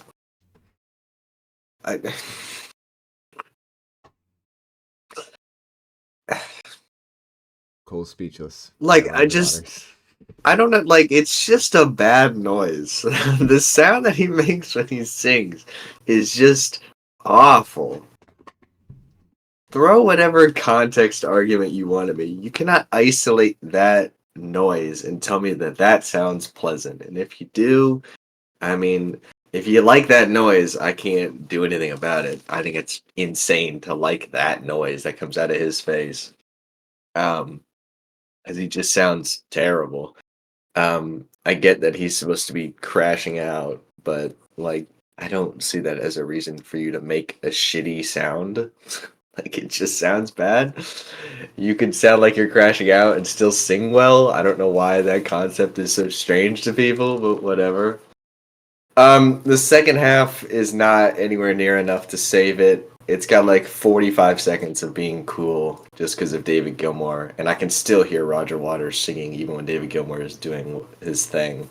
So he even tries to ruin that part. Conceptually, like lyrically speaking, I don't like.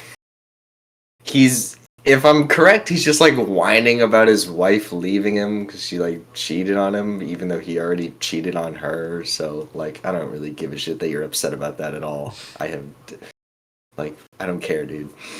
You're both assholes. Why would I care? Very Bateman's type character.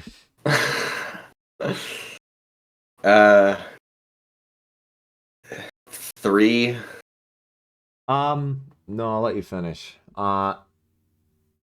Yeah, I mean, we all admitted and know his singing is horrendous. Even the people who defend this song aren't defending his singing. They're defending the emotion, the feeling, blah, blah, blah. Point is, if you're going to make a song, you got to have good... If you're going to sing on a song, you got to have good vocals. Or at least, I mean, you don't have to, legally. No one's forcing a gun to your head to say you have good vocals. But if you want to be called a good song, you need to have good vocals. The only thing that's good vocally on the song is the end. The Ooh Babes part. It's better. It's certainly better than the verses. It doesn't save the song. The instrumental tries to, but it's not long enough to save the song. It certainly doesn't make up for the first 3.5 minutes. I like the lyrical concept of it. I like the crashing out concept of it. How he's losing his mind, his world's falling apart, blah, blah, blah. Cool stuff. Singing was horrendous. 4.5. Noah, go for it. This song hurts me. 75% of it is fucking terrible. Abysmal. I'd call it his worst singing up to this point in the album. Biggest defender, by the way. I mean, you got this breathing in your ear. Oh. in the other channel. So you're just cornered by unpleasant noises. And I don't care if it serves the concept. It sounds like shit. Yep. It sounds really bad. But then like the last 25% of this song, which should have been way longer, Agreed. is really good. I love that part.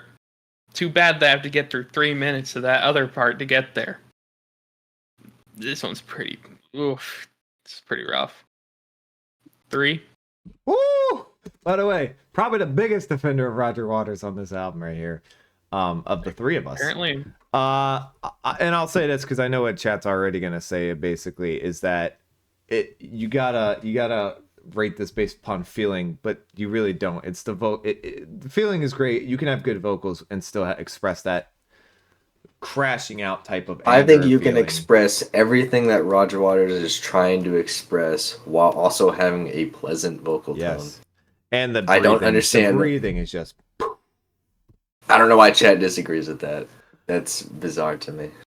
Wild I Pump think you can says, "I express prefer the any first-" emotion and still have a good vocal tone. Wild Palm says, "I prefer the first half of the song." Absolutely wild. Yeah, that is a wild take. 6 from I'm Him. Side 28 gives it a 4. 8.5 from Tarney. Roger's absolutely cooked here. 7 from Sander. 5 from John Deff. 6, if it didn't change up at the end, it'd be a 2 from Lava Jacob. 1.5 from Vince Vertua. Sing was funny, not annoying. That's why it's not less than a 6 from I'm Him. One of my favorites on the album, a 10 from Wild Palms. Wow. Ooh Babe out of 10. No Context, 7.5 to an 8. Context, 9 to a 9.5 from Hugo, who is just absolutely slobber knocking this album. I don't think he's given less than a 9 on Context. 9 from No Username, 9.5 from Carnicorn. You can only appreciate Roger singing if you've been through some shit in your life. I completely disagree with that opinion, CW. Yeah, disagreeing. No, I think Roger has better vocals than Freddie Mercury. Okay.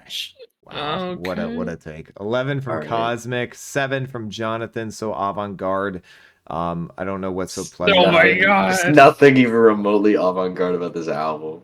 10 Not from gonna lie. That was a little pretentious, sir. That was a little pretentious. He meant to. I don't even feel like they meant that. 10 from Tent Talk, who says they love the breathing. The breathing is pleasantly unpleasant. Okay. The song teaches you to be patient, so 10 from I'm Him. I'm from Mexico, so I can relate to the despair of his singing. Wow.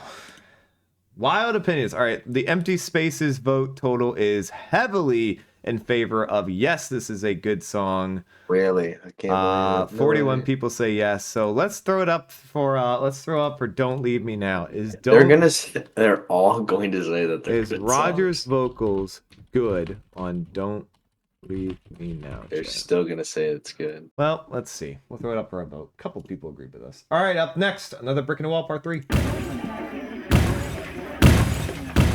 Wow.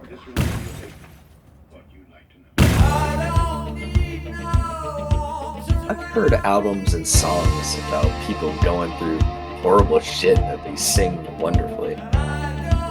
Like A Crow The Looked Glow. at Me. The Glow, A Crow Looked at Me. WR. Same artist, Shout different out to album. that opinion.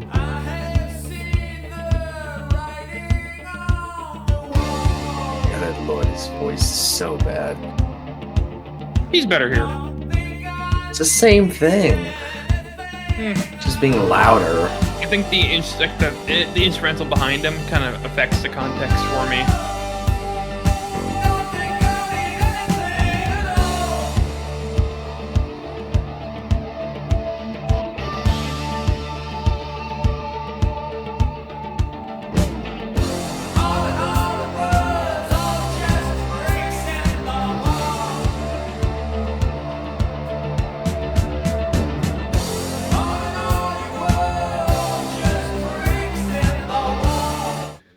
Okay, part 3. This won't take too long. I'll start. The weakest of the 3, in my opinion.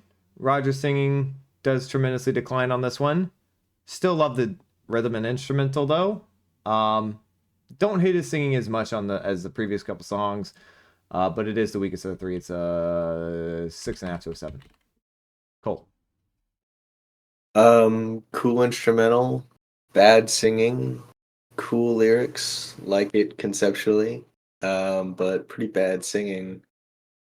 Um, 6.5 to 7. Ooh. Noah. It feels like such a pretentious opinion of me to think that part 2 is the worst of the 3. But that's just how I feel about it. And that's how I felt for a while. Noah hopping on that deep Floyd train right there. This is a good one. It's got a great instrumental. Good. I think the vocals are pretty good here. They're a step up for sure. Lyrics are good. Yeah, conceptually, it has its place and it's valuable. 8. Woo.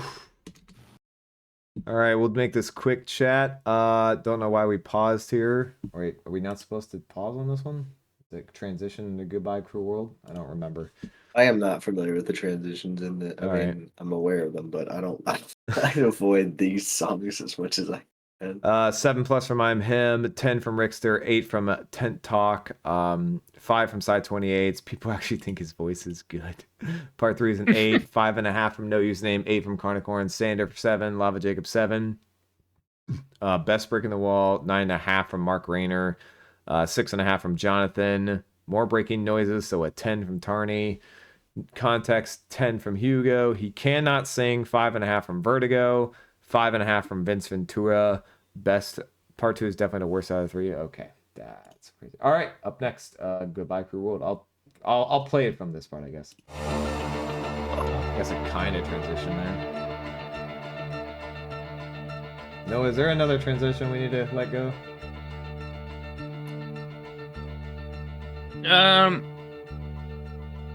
This is the end of disc 1, so. Yeah. And then after we rate this song, I'm gonna use this as a brief intermission to use the bathroom because it could be a fucking long stream. It is.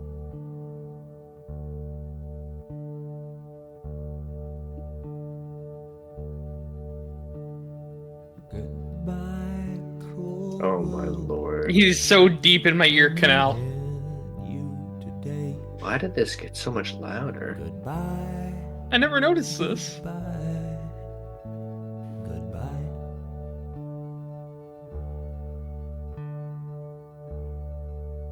He has a way of sort of sneaking up on you, doesn't he? Goodbye, all you people. There's nothing you can say. Yes, I'm him. I hate this whispering bullshit. Change my mind. Goodbye. Okay. Goodbye, Cruel World. Take too long either, as they were both very short. I guess I'll go. Not a lot happened on here. It's mainly just Roger and what appears to be a bass line, I think.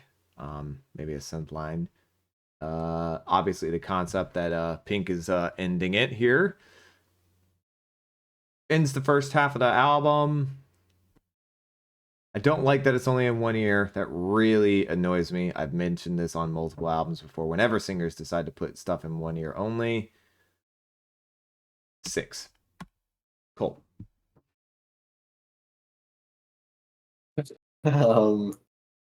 Hate that he's like whispering now. Think he sounds terrible. It's so front and center, it's hard to even focus on the rest of the instrumental. Then basically nothing else happens in the song. 3. Noah. It's actually pretty important. He finished building his little metaphorical wall. But I never noticed the mixing or how they mixed his voice on this. Way louder than It the is rest so of it. it's so deep in my ear. And he's so close to the mic, it makes me just incredibly uncomfortable, and doesn't help that he's not singing very good either. I mean, it's more of a transitional piece to like the next disc, but still, it's listed as its own song. It's gonna get a rating 3. Also, yeah, I didn't mean when I said that Pink was ending it. That was a miss. I meant to say he's like building. I believe he's finished the wall, right? At this point, You got weird advantage. dude. No one has ever heard Zappa's every Zappa album. I mean, probably somebody, guys. I'm sure Zappa's heard every Zappa album. He fucking made them. There's one person. Isn't he dead? Yeah. He died in like the 80s or 90s. AT Field. I'm not even gonna say what you just said out loud because I probably vomit. Yeah. Okay, I will. Three Idiots Please mukbang video. Ah, you actually said it. It's a fucking word. It's mukbang. Shut up, Daddy is singing, and we don't get much of that. Can you feel me? Hey you, standing in the aisles with itchy feet and fading smiles. Can you Feet? feel me? I can feel you, David. Oh Hey yeah. you, don't help them to bury the light.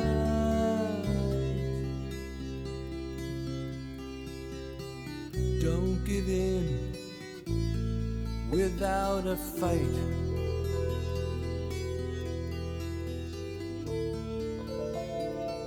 Pretty. Hey you,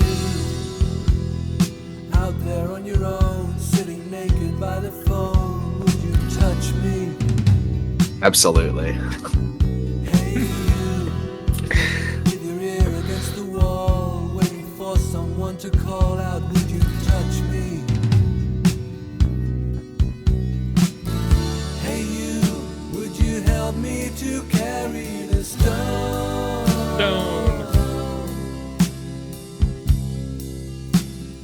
Open your heart, I'm coming home.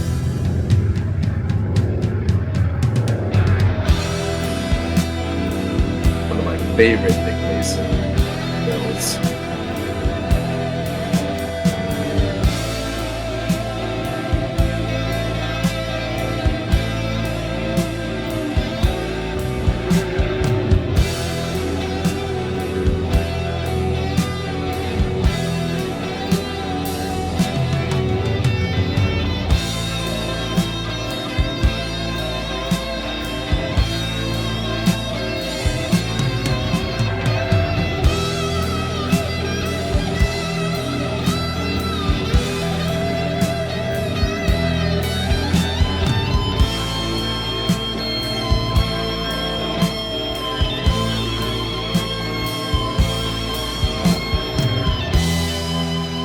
Oh, let that shit wiggle.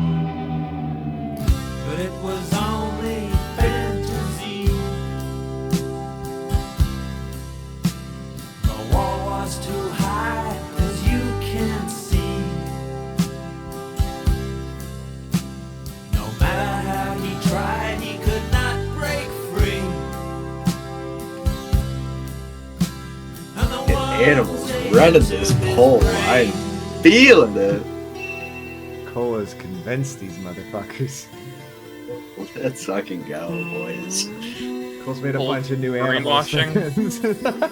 An entire generation. I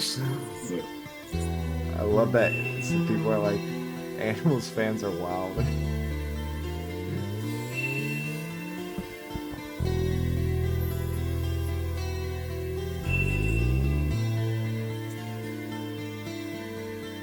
Hey you, out there on the road, always doing what you're told. Can you help me? Hey you, out there beyond the wall, breaking bottles in the hall. Can you help me? Hey you, don't tell me there's no hope at all. You see that putt, Ryan? I'm listening to music. I'm just kidding. I did actually. It's a nice play. Fucking. I actually like that a That's lot. like crazy, but All right. birdie. Start of the second half album. We start with an absolute certified hood classic in Hey You. Who wants to go first? I guess I'll go. All right.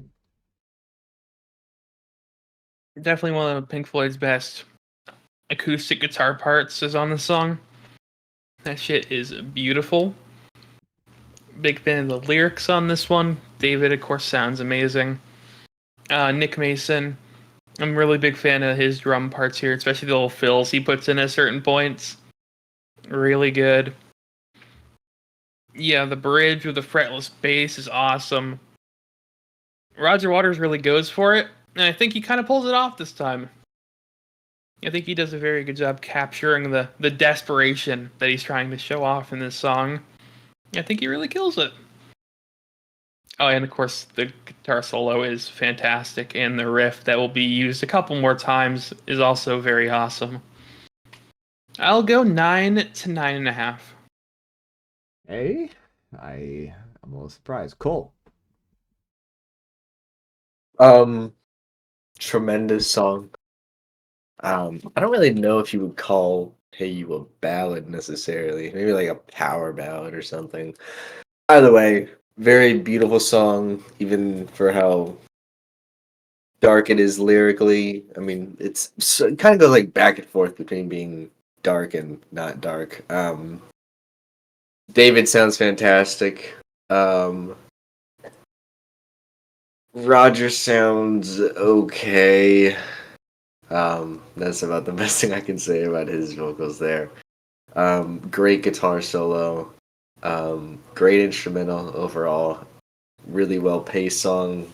Very good progression to it. I'll probably throw it a 9.5. Okay. First of all, I was gonna ask on the song if Roger Waters was on the second verse because I thought David is on the first verse, correct? Yeah. Yeah. Okay, I had that right. You have to ask. Yeah. Well, Noah made a point I did not think he was gonna make, which is Roger Waters sounds really good on this second verse. He goes for it, like you said, and he nails it. I mean, compared to some of the absolute tragedies we get at the end of the first disc, this is great from him. Obviously, Gilmore is just completely delivers. We're so used to that at this point. This solo is fantastic. I'm considering making a poll in the chat to see if this is top 5 solo of all Pink Floyd. We'll see. I think it's certainly in contention for sure, near it. If not, it's an absolutely incredible piece of instrumental music, and I agree with pretty much everything these two said, except for me, this is a 10. All right, chat. What do we got? Do we like golf? Are we golf fans? Not really, but watching I'm a not. big tournament, and I'm shut up, Cole. I enjoy some golf. I like golf occasionally. It's fun to play, boring to watch. I disagree. 10 masterpiece from Carnicorn, 10 from Sander, 10 from Ten Talk, 10 from Rickster, 9+ from I'm Him, side 28s with a 9, easiest 10 from Tim Leverton. Yeah, man, Floyd and Zeppelin are the only two bands that consistently put me in a trance like an out-of-body experience from Cosmic. 10 on the album, Roger's best vocals on the album, Masterpiece. 10 from Vertigo, 9.5 from Pedro, 9 from Bidet, 9 to a 9.5 from Lava Jacob. Solid 8.5 to 9 from Vince Vertua. Best song so far, 10 from Tarney, 10 from CW Editor, 9 to a 9.5. Jonathan, I love that comment. AT feel that's hilarious. 11 from Cosmic. Mark gives it an 8. 10 from Luca Garcia. 10 out of 10 Riff from Tarney.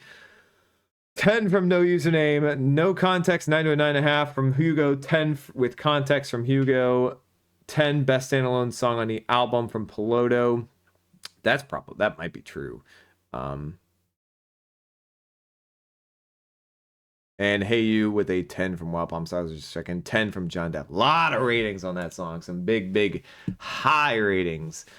This poll's getting a little interesting now. Animals lead down to 36%, 27% on Dark Side. I'm going to leave that up for a little bit longer before I put up the next one. See if that changes at all. All right, up next, we have Nobody Home. Somebody else needs taking care of in Washington. Rose, 36, 24, 36. 36.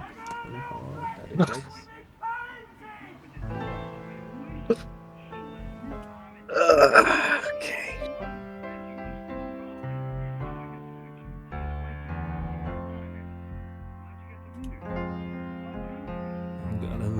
black book with my poems in. Got a bag, a toothbrush, and a comb in. When I'm a good dog, they sometimes throw me a bone.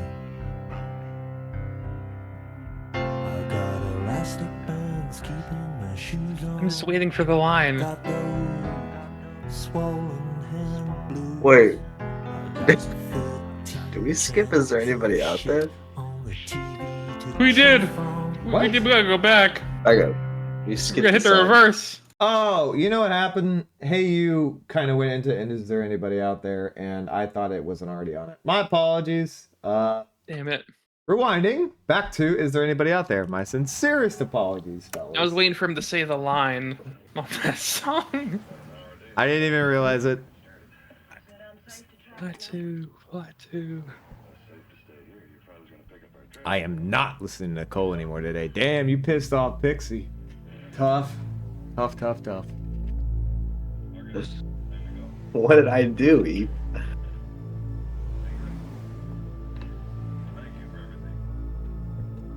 Is there anybody out there?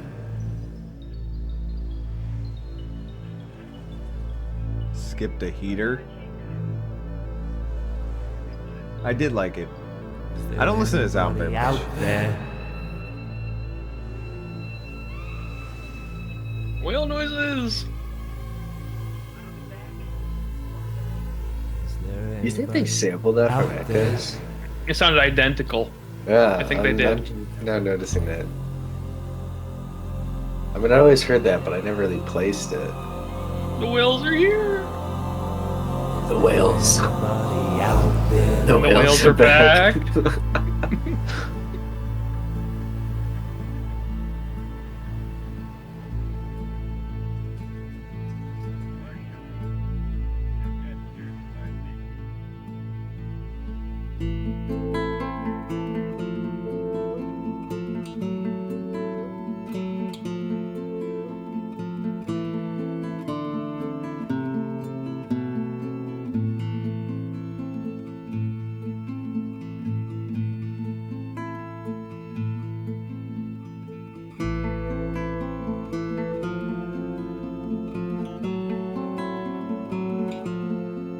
James Bond ass sound effect. I fucking love it.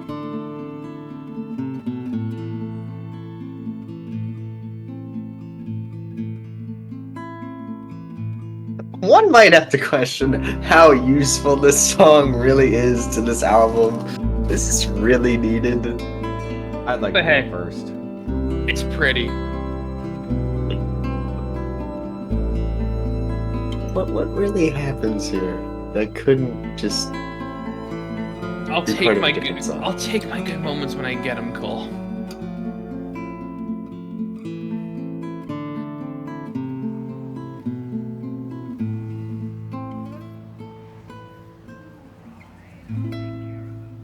Okay. Sorry for skipping that. Is there anybody out there? All right. First minute of this song means almost next to nothing to me. I don't really have any direct issue with the lyrics of this song. I don't have any really direct issue with Roger Waters' vocals on the beginning of minute of the song. It really just doesn't do anything for me. It doesn't move the needle either way. It's like a 5. The second part, once the acoustic guitar comes in and starts strumming, is fucking gorgeous, and I love it. I love the sort of I think at one point, I don't know if James Bond just directly sampled this or what, but the theme song that comes out of this from the James Bond movies is so fucking good. I don't know what the order of, maybe this came out before, maybe that was already happening, maybe Floyd sampled it. I have no idea. Either way, I fucking love that it's in here. Just that it's in here, and it's so good, and I love this instrumental. I love this acoustic guitar noise. I love that it's just that. It makes no sense in this album. It has no place in here. It's basically a filler song, and yet it's fantastic. It's a 9. Cool. Settle the fuck down. Probably the first song you could just take out of this album. Because, I mean, this album's a little bloated. I feel like this serves almost no purpose at all. I guess the acoustic guitar is pretty, sure. But You could just put that on a different song. It just feels so unimportant. I don't know, 5, I guess. Completely disagree. Noah. Contextually, yeah. It's about, him dealing with isolation. But then again, the next song also does that. So yeah, I could totally see this being removed from the album. First minute, whatever. Second half, it's really pretty instrumental. Really nice acoustic guitar progression. Big fan of the strings with it as well. Sounds really nice. I'd throw it a 7.5. Right down the wow. All three of us not even really close to each other on this one. Very interesting. All right. Shouldn't take too long. 8+, fuck the context. I like that opinion. I'm him. Fuck the context for this song. 9 to a 9.5. Yes, the song needed Not for the that album. great of an acoustic riff. It was not needed for this album whatsoever. I completely disagree. 8 from Tarney, 10 from Rickster. Oasis rip everything off. Jeez. Yes, it is cool because it sets up one of the greatest moments in their discography. Ooh, Hugo, all right. What the fuck does it set up? It's very isolated. 8 from Pedro, 6 from Mark Rayner, 8.5 from Side 28, 8 to an 8.5 from Lava Jacob, 8.5 from John Duff, 8 from Sandra, 8 to 8.5 from Jonathan, 11 from Hugo, 7.5 to 8 from Bidet, 10 from Tent Talk, 8 from Wild Palms. Bomb preceded by 20-something years. Okay, thank you. It serves a purpose. I mean, I don't think it serves any purpose really. I just like it being on here. I just like it. It could have been a solo song. I just think it's great. 11 from Cosmic, 5 Pedro, and 8 from No Username, and an 8 from CW Editor. All right, on to the song we were on before this. Nobody Home. You got strong urge to fly, Cole?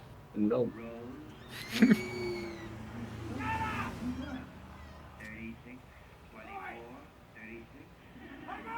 That's my favorite line on the album. 36, 24, 36.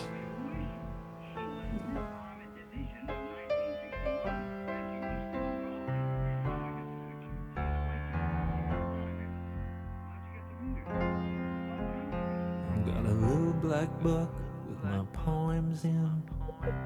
Got a bag, got a toothbrush. Fuck off, and a 18th comb. Field. I didn't even press skip this time. When I'm a good dog, they sometimes throw me a bone.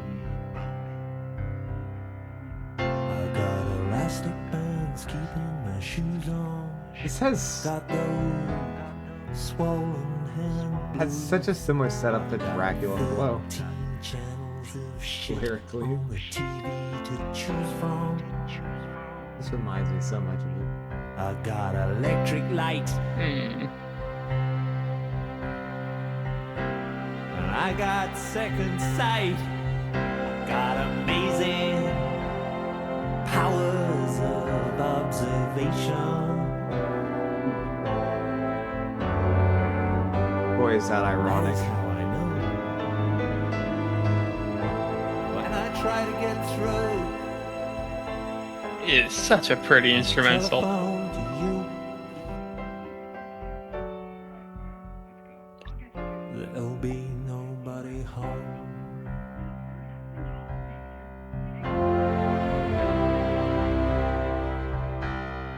I got the obligatory Hendrix pit. I never understood that line. The haircut. All down the front of my favorite satin shirt. But I don't. Whatever. I got nicotine stains on my fingers. I got a silver spoon on a chain. Got a grand piano to prop up my mortal remains. That means his little. I got wild Here we go. eyes. And I got a strong urge to fly. But I got nowhere to fly to. And I got a dogger to fly. Hallelujah. Oh, babe,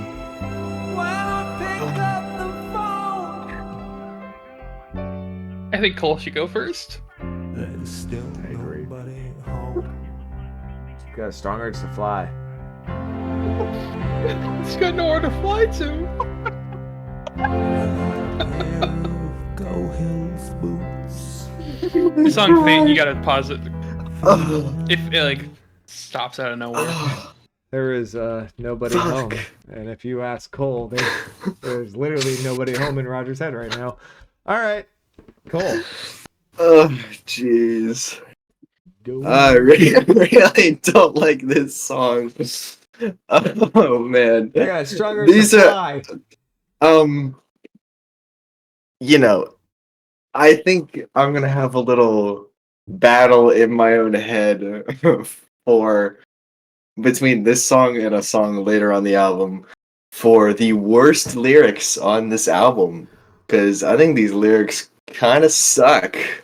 To the point where they're No. pretty funny, especially the line, "I've got a strong urge to fly, but I got nowhere to fly to." That is one of the dumbest, laziest lyrics in Pink Floyd's discography. I think that shit is so fucking stupid.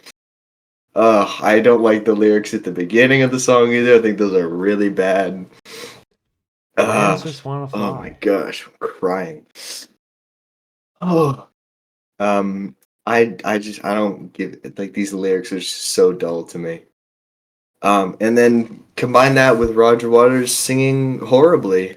Yeah, this is one of my least favorite songs on this album. I think it really sucks. I'm gonna give it a 2. Woo.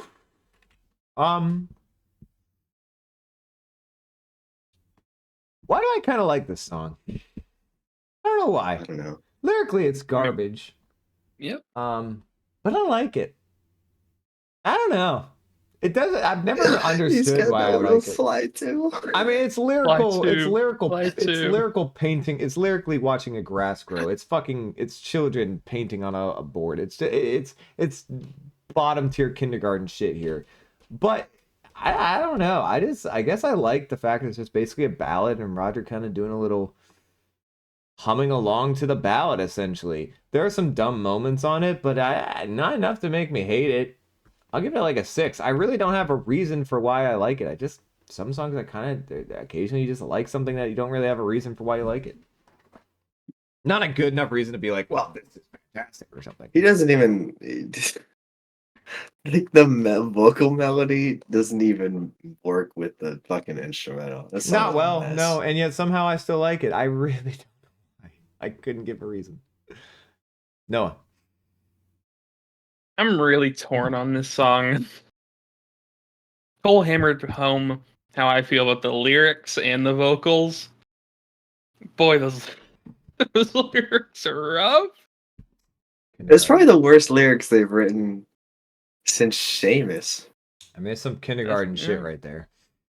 That was rough. But I think the instrumental's really pretty. I enjoy the instrumental a lot. Okay. I think A Richard little Wright corny, I'm not does a gonna really lie. nice job. So I'll go slightly in the middle. 4.5. Okay. Okay, fair enough, fair enough. Okay, chat. Final cut out of 10. I've seen that like 17 times. Video of Cole strangling Roger Waters for singing When. We will get a Roger Waters puppet doll and get it to Cole ASAP, no Rocky. 10 Talk 8. Tim Wait, that Leverton was 8. really a sentence you just did. Yes. Worst song on the album, 0.5 by Mark Rayner. 7 doesn't do anything for me. Love it, Jacob. My most loved song another ever. contender. Still, you can't change that from Cosmic. Cole, you and Cosmic have just been on polar opposite sides of the stream. Eep's not a big fan of me right now. It's fine. Not a big fan. Gorgeous song, 9 out of 10 from Pedro. What more do you want from it, Cole? Well, he Good did- singing, compelling lyrics, better instrumental, all that, you know. 11 from Cosmic. Side 28 gives it a 9. I think Roger Waters' vocals actually work on this one in a bad sort of way. I can kind of see it. It had I don't funny really know. lyrics, however. 9 from I'm Him. Wild Palms gives it a 10. Cole is Fantano. 10 from the Sid song from No Username. This Fantano dislike. that song? I have I have no no idea. idea. I know he likes The Wall a lot. 5.5 from Jonathan. It's a callback to one of the bat. It's a callback to one of the bad turns. Nowhere to fly to as a follow up. It's a bit corny though. I'll give you that. Cole is 2 is just hating at this point. 2 is crazy. John Deck is a 7. 7 from Sander. I feel like I'm being trolled. Unbelievable. It's an 8. No context. 7 from Hugo. Context 9 from Hugo. Lyrics over instrumentals. 50-50. You guys hate way too much on these lyrics. Well, those are bad. Those are bad Stupid. lyrics. Those are bad lyrics. It's just they're dumb. They're kindergarten type stuff right there. Oh my lord, he's wearing a t-shirt. Fucking riveting.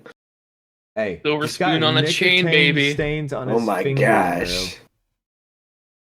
So descriptive. Much wow. All right. Up next, Vera. Vera. Well, we're just going on a line of hate.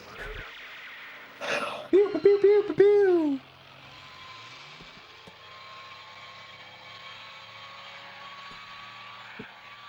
I'd love to go first. Cosmic, if you donate $5, I'll punch Cole IRL. Does for his anybody opinions. here No, he won't. remember Vera Lynn? He might try. He's just gonna get his ass kicked. Wow. Remember how she said that we would meet again some sunny day? Jeez. That squeak is not fun.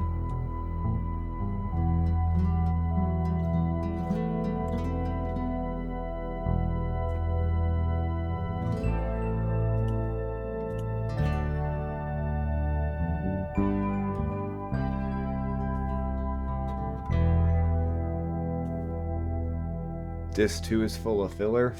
Vera, Oh, Vera, what has become of you? Can someone in the chat please explain to me the context for this song in the album? Because I have no idea. Does anybody else in here feel It's just the way war. I do? I guess. Well, there's Vera for a minute and a half for some reason. Let's speed run this one. Noah, What the fuck is the context? who the fuck is Vera? Holy filler. Just wow. We're really just beefing up the track list like it isn't big enough already. Yeah. It's not even good either. It's mid. It's mid as fuck, and the vocal performance is not good. I don't hate the vocals. I do. Vocals are awful. You guys definitely Yeah, so I'm open gonna- up a little bit. I'm feeling a 4. Yeah, I have no idea what the hell the context of this is. I have no idea how this fits in the album. Lyrics are, I mean, they make sense, but I have no idea who the fuck Vera is or what it stands for. Roger Waters sounds okay. 5. Cole. According to chat, this is a another war reference on the album, which I mean I can understand that, but like why? Where's the but war? there's no reason for this war stuff to just be thrown in here randomly throughout this album. It just feels dumb and pointless. Like, just put it on the final cut, man. You're doing a whole album about the war anyway. Yeah, the vocals suck. I mean, this song feels so insignificant to the rest of the album, considering how much stuff is going on in the rest of the album. It just feels so pointless to throw this in there, especially with terrible vocals. And at a minute and a half, just why? You're not even expanding upon this in any True. interesting way. And I really, really dislike the line, "Does anybody else in here feel the way I do?" Like, that is just so fucking, that's just a stupid ass line to me. Okay, Also, that's doesn't a make sense of him that's a talking little about, pretentious. being alone and isolated. Who's this anybody we're talking about? Okay, but still, 3 to a 3.5. calling out somebody for having lyrics about that, especially if there's an actual reason behind it and we just don't know it, is a little pretentious. A little pretentious to do that. Okay, chat. Let's see. Final cut out of 10 again. 9 from No Username. 5 from I'm Him. World War II song reference. Yeah, got that. 6 from Lava Jacob. Vera Lynn was a singer in World War II. and refers back to the war and the loss of his father. Okay. I mean, I Right. even if it does all that, even if that's all 100% true, it doesn't. The two war songs do not fit in this album. They don't make sense to me. 4.5 from Jonathan. Good filler. 7 from Tent Talk. It's about being afraid of Good change. filler. I don't see how that makes sense, Hugo. Good Okay. filler. 7.5 from Sander. 5. First time I agree with you guys about the bad singing. 5 from Pedro. Decent. 7 from Wild Palms. 5.2 from Side 28s. 11 from Cosmic, of course. No context. 9 to a 9.5 from Hugo. Big fan. It's autographable. Okay, got it. All right, I understand, guys. It's about the war. It's about his father. And there's more He context. does not for go sure. into the war stuff enough to make it compelling. If disc 2 had been about the war entirely, that It would would just be make really weird because Well, yes. half they have about this. I know, but bitch. it's random songs about the war though. It doesn't fit. You got But the war's got like nothing to do with That's- him that's building my- a wall around himself. That's my whole point. It doesn't fit. All right, up next, Bring the Boys Back Home. Nothing but love. Cosmic, all that. Yeah, I saw that.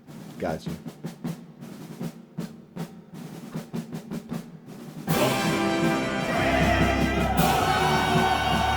Roger. Hugo, you can just DM me if you want. According to Discord. We're really getting to that part of the album, aren't we?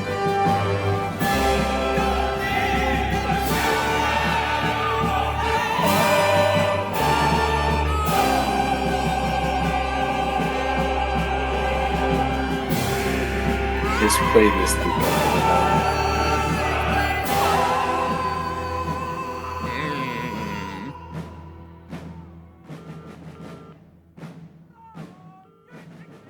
If you skip the transition to Comfortably Numb, I'm leaving the stream. All right, we'll let it play through. Damn. On to Comfortably Numb. Okay, Jesus. Apparently they really want to hear that. Is it time to go? It's time to go. Wake up, Mr. West. Wake up, up, Mr. Mr. Pink. West. Wake up, Mr. Pink.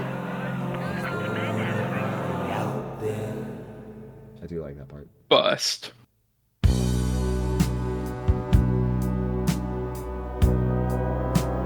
Damn, guys, I got it. We're going.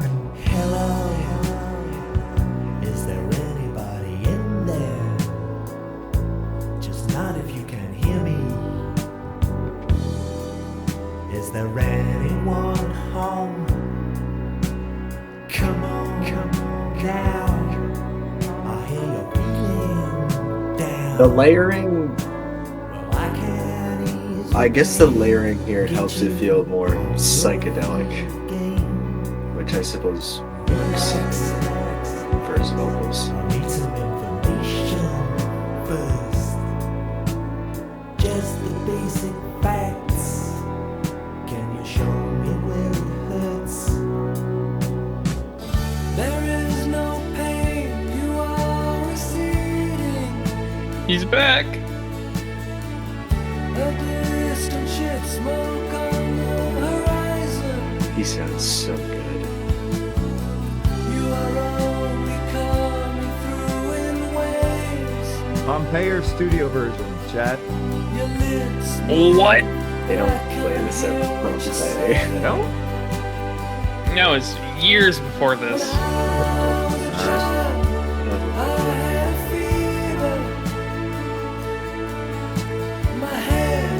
They were back.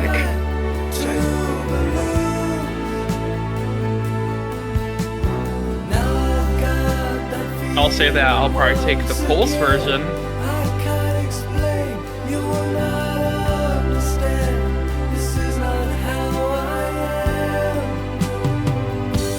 But I just said they do play it at Pompeii. Well, that's David Gilmour live at Pompeii, not They Pink would have Floyd. gone back. Comfortably numb.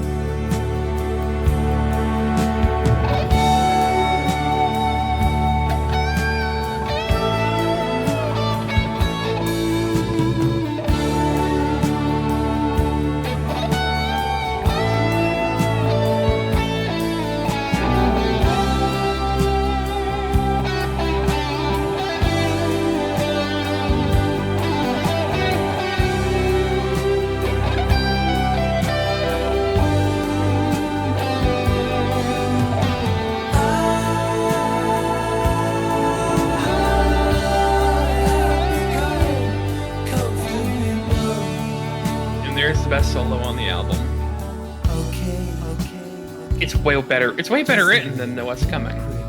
I don't know about that. Pentatonic scale is the second solo. But you may feel a little sick. Can you stand up? I do believe it's working good. Wish they would like Gilmore singing That'll solo. keep it going for the show. They should have, because it was his song. It's time to go. It's fucked up, man. There is no pain, you are receding. A distant ship, smoke on the horizon. You are only coming through in waves. Your lips move, but I can't hear what you're saying. When I was a child, I caught a fleeting glimpse out of the corner of my eye. I turned to look, but it was gone. I cannot put my finger on it now. The child is grown, the dream is gone. I have become comfortably numb.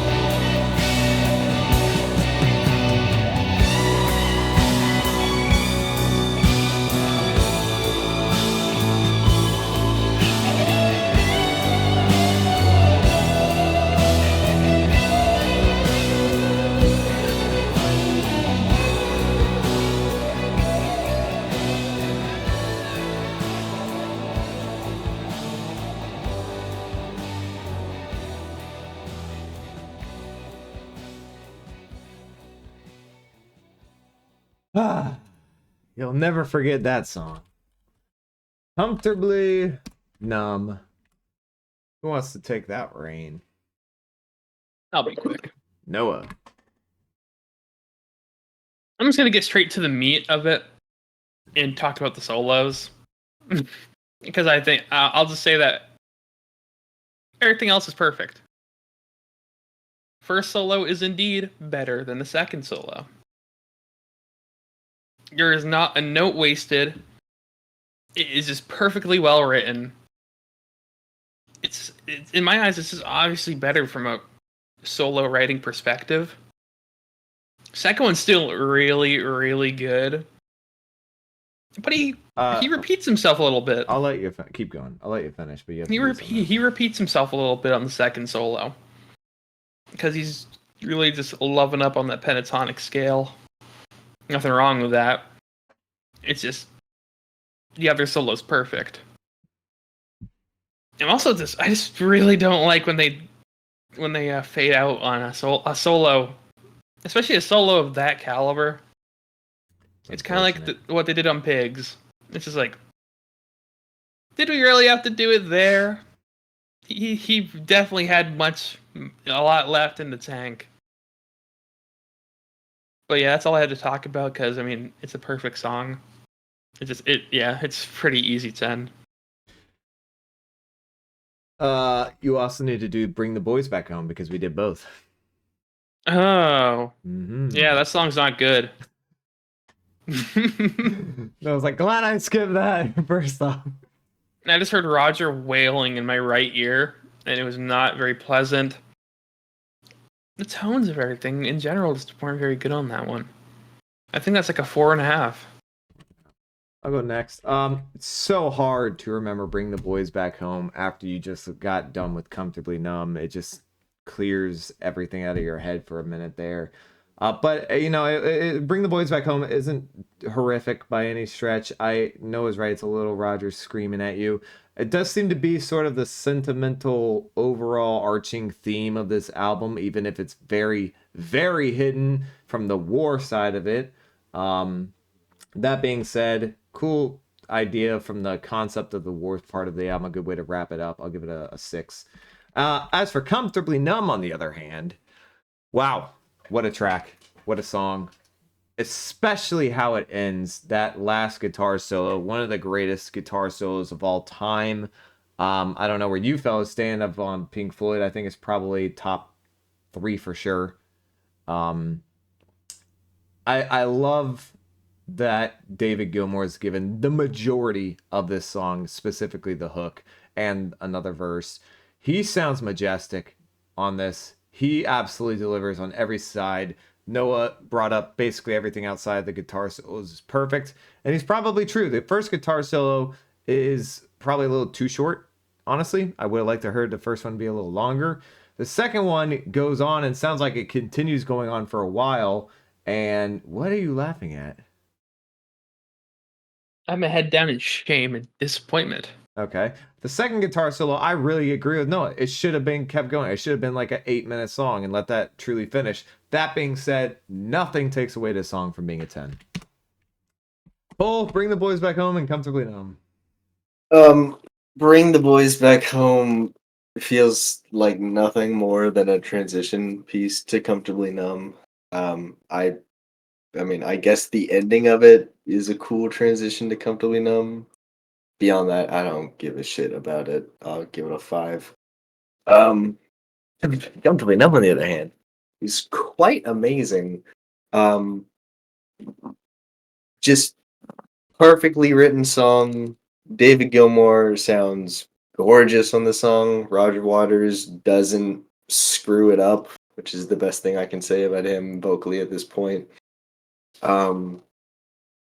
Yeah, definitely my favorite chorus on this album, pretty handily. Love the atmosphere of the song. Think it's beautiful.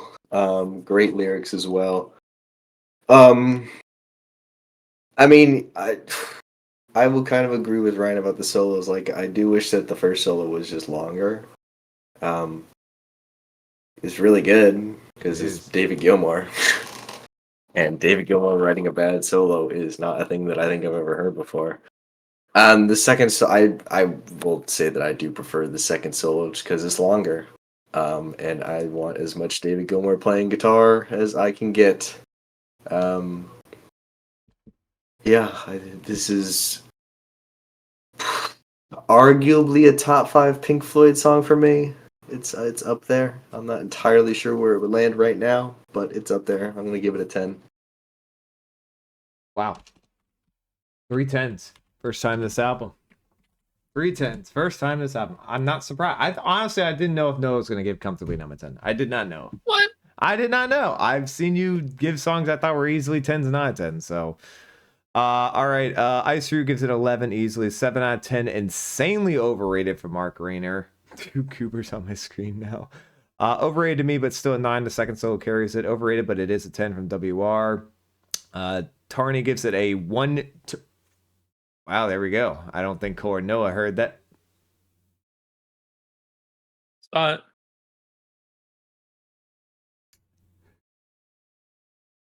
Thank you, Mr. Weinstein. Much appreciated for the $10 super chat. Who just said Huge that ups. Comfortably Oh, it's Numb free is real an estate. easy 10. It is free real estate, and the chat got to hear it. Big W. That was awesome. And the text-to-speech worked, too. Making it work. Let's go.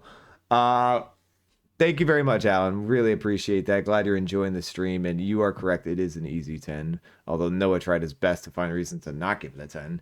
No, I was just giving my grievances. 10 plus from On a perfect Standard, song. 10 from John Deff, 10 from Side 28s, 10 Monumental from 10 Talk, Bring the Boys Back Home, 8, Comfortably Numb, 10 from Carnicorn, 10 from CW Editor, Bring the Boys Back Home, 3 from Side 28s, What a Song, 9.5 to 10 from Jonathan, crazy how much better the song is than the last 4 ones, 11 from Lava Jacob, 9.5 because they have better songs from Bidet. I saw them live on February 9th, 1980. Wow, that's awesome. Big I wish we could have been alive to have seen that. Boys is like a 2 from WR.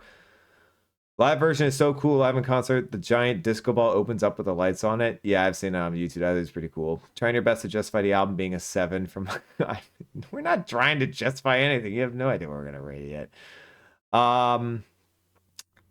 Thank you, Cosmic. No content or Bring the Boys Back Home, a 6 to a 6.5. Strong 9 to a 9.5 from Hugo. With context, it's a 9 to 9.5, and Comfortably Numb is 11. Play Minecraft with Friends Again song 7.5 from no username. Comfortably Numb is a 10. Boy. Best Pink Floyd song for Tarny. Okay, Comfortably Numb, best Pink Floyd song. By what metric exactly? I'm Just in, curious. says Comfortably Numb is not a top 10 Floyd song to him. Wow. Maybe top 15 for Bidet. Cole, are you drinking chocolate milk from the jug straight? It's my jug. I'm the Even. only one who's gonna drink from it. Comfortably Numb is not even top 30. Mark, not a Goodness. fan. 10 out of 10 for AT Field as well. Okay. All right. You're completely fine where the fade out starts. I don't have a problem there's a fade out. I just wish it was longer. All right. Up next, we have to finish this because we still have so many songs to go. Up next, the show must go on. I just like, why wouldn't you just write an ending for the guitar solo? If anyone can do that, it's David Gilmour. He's backing vocals at one person. Wearing really high pitch. So goofy. Right here, David Gilmour rap. Straight bars.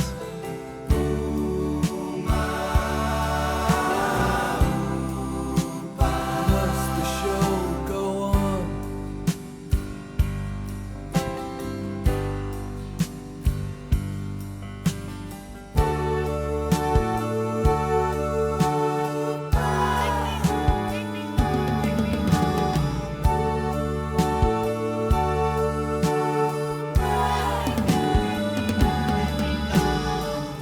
There must be some mistake. I didn't mean to let Comfortably Numb will barely crack top 10 for you. You go, wow. Is it too late? Ours.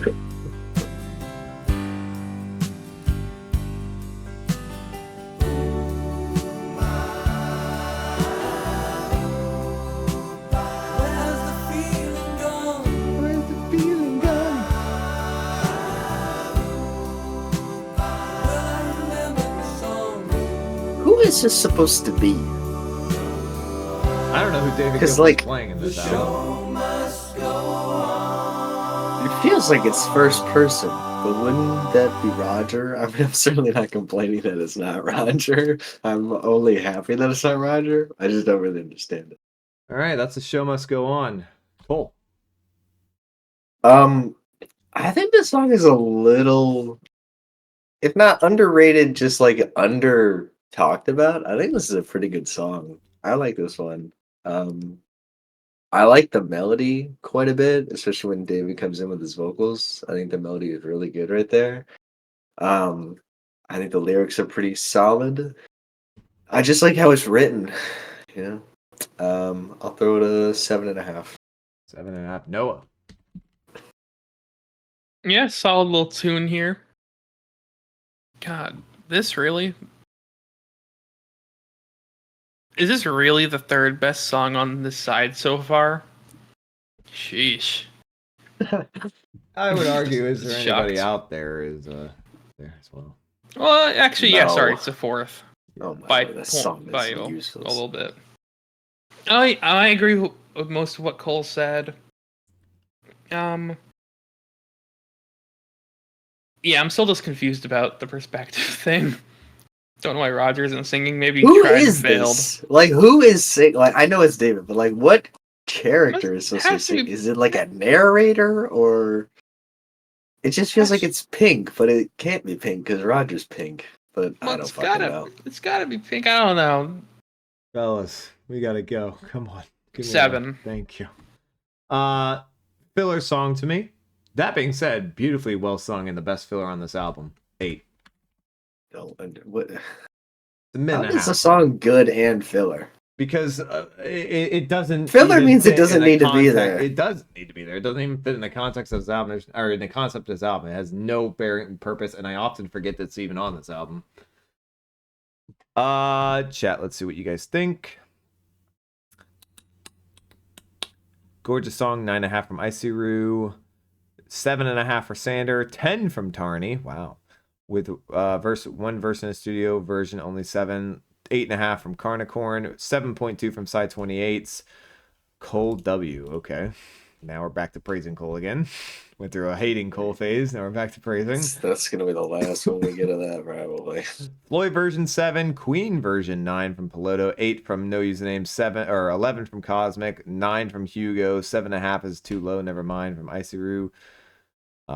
Solid 9 from Lava Jacob, 7 from Jonathan. If I had to pick one song to remove from the album, it'd probably be this one from Hugo. Okay, good song. A 9 from Wild Palms, good filler. 8, 8.5 to 9 with context from Hugo, and a 7.5 from Alan Weinstein. Is filler not an inherently negative thing? No. That feels inherently negative to me. Negative in the context of the full album, but not by itself. Shut the fuck up. Wow.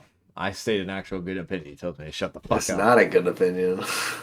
And for the record, Icer, I'm not rushing. It's just we're not rushing for anything. It's just this is a long album.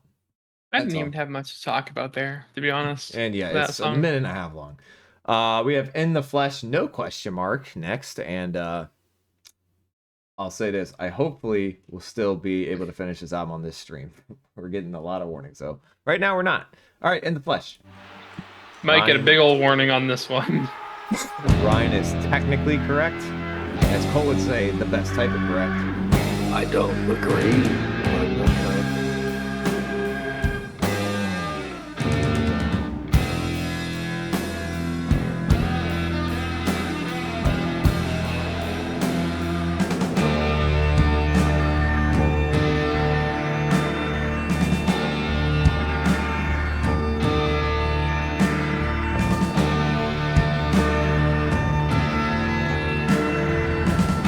Not wrong, we were.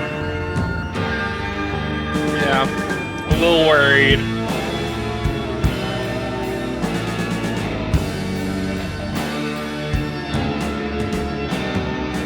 How many times have they used this riff? Twice. That's it? Yeah. The riff during the guitar solo Hey You gets used a few times though.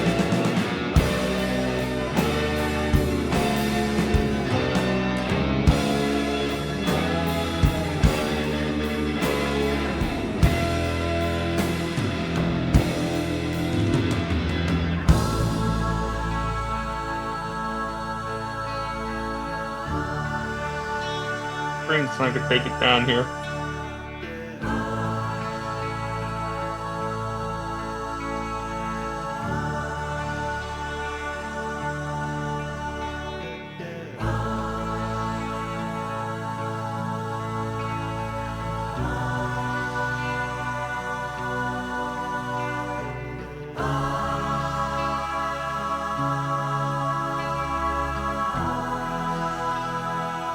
So cool.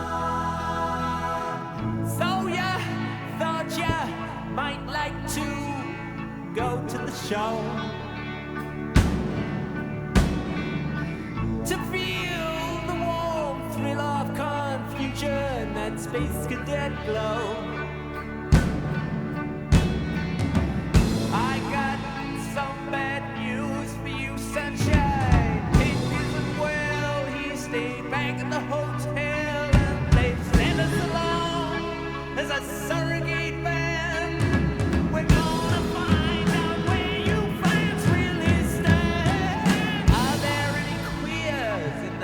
Was this necessary? Get 'em up against the wall. Was this necessary? Roger's like, no, it's the character, dude. It's totally the Get character. him up against the wall. I wonder why people think he's anti-Semitic. And that one, Oh, there it is. I can't mouth this part. What the fuck? Riff raff. Riff raff is crazy. We got you after the first. We got you with the first line, Roger. You didn't have to keep going. And there he goes. Fucking riff raff. What the fuck, dude? Water spitting heat. That was just. Wow.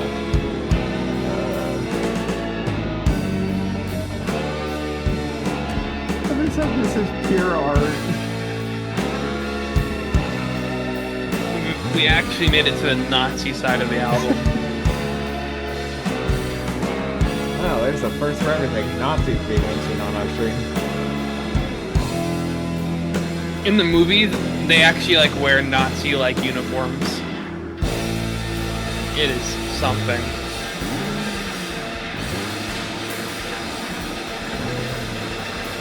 Okay. I know where that's going, but just to make sure we can at least get through that song without getting taken down. There it is. That was in the flesh. I haven't started in a while, have I? I guess I'll start.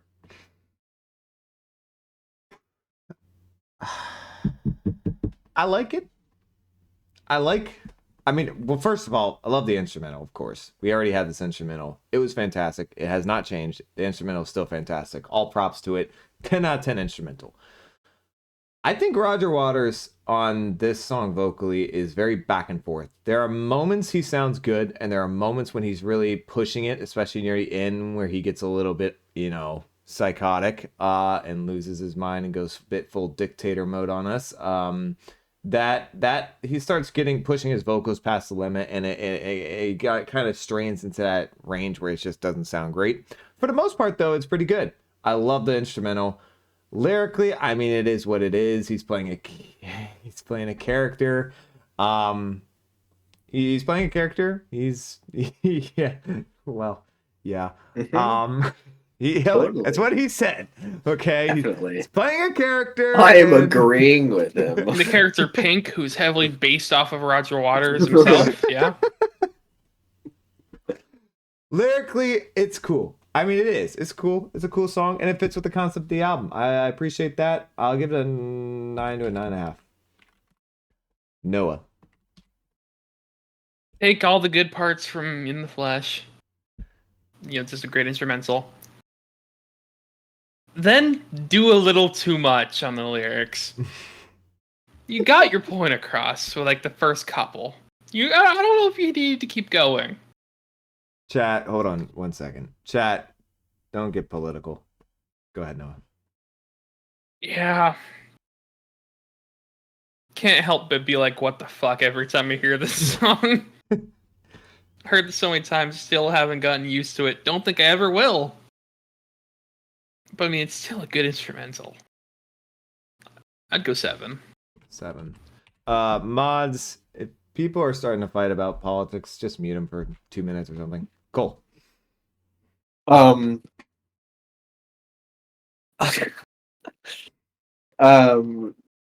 I mean, I would say it's about just as good as the first one. I don't really care that he goes on a little rant in there. Yeah, I basically feel the exact same way about it as I did the first one. I'll give it a 9. Okay. All right. Okay, let's see. This is art. I mean, in some ways it is. It's art, definitely, because it's music, no doubt. Kind of a third wall breaking down. 9 from Sander, 9 from Tarney, 10 Talk 10, 7.5 to 8 from Jonathan. You did miss comfortably numb, unfortunately, random casual gamer. So sorry. Ice 3 with a 10. Super unnecessary lyrics, great song. 8.6 from Side 28s. 9.5 from Carnicorn. I want Ryan to watch the movie with us in VC sometime. Stop telling himself. Listen, I will watch the movie with you in VC one time. I promise you that. John Depp with an 8. What? There's one thing about this. Roger Waters in like the mid-late 2010s, did a gigantic The Wall tour. I wonder if he did this song, and if he did all the lyrics, I don't know. and I how don't know. this did not age well. Performing it now seems fucking awful. Hugo, no I'm just context, curious. 8. Context, 9.9. Wow. 9 to 9.5 from Lava Jacob. 8.5 from No Username. -9 because all things not are definitely negative from DC Fan. And that is it. Okay. Looks like most people are positive about the song, though. Rating wise, didn't see a lot of negative ratings. AT Field, we actually already did react to the latest Godspeed album. We did. Check it out. It's uploaded. Go watch. All right. Up next, Run Like Hell. 10 from Mark Rayner. I think this is a part of the movie where they go on the Nazi march. Yeah. AT Field, I'll let you guys know when I can do that. Maybe Cole or Noah will join us just for fun. I don't know if I want to rewatch that movie. I don't like it. Love me into this.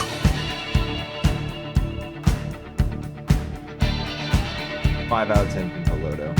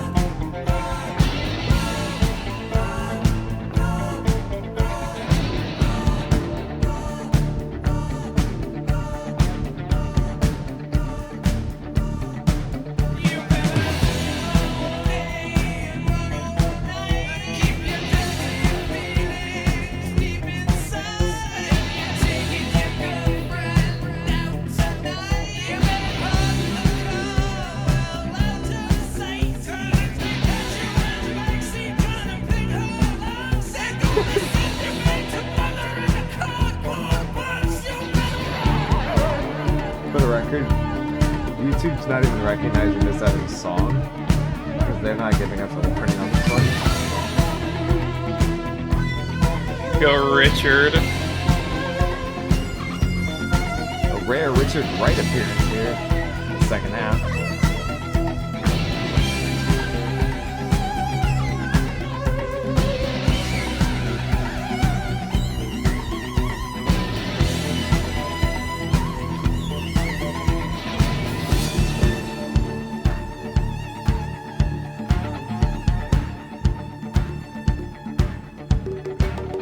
Fucking love that line, because if they catch you in the back seat trying to pick her locks, they're gonna send you back to mother in a cardboard box. Bars!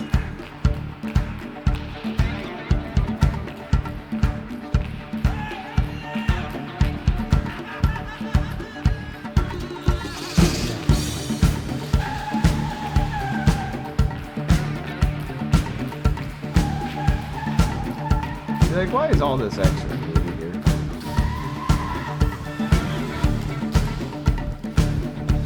This sounds very 80s.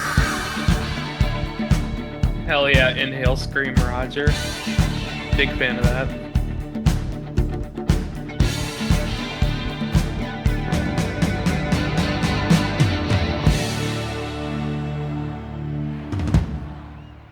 pronounce it. Well, I just went first, so let's do Cole.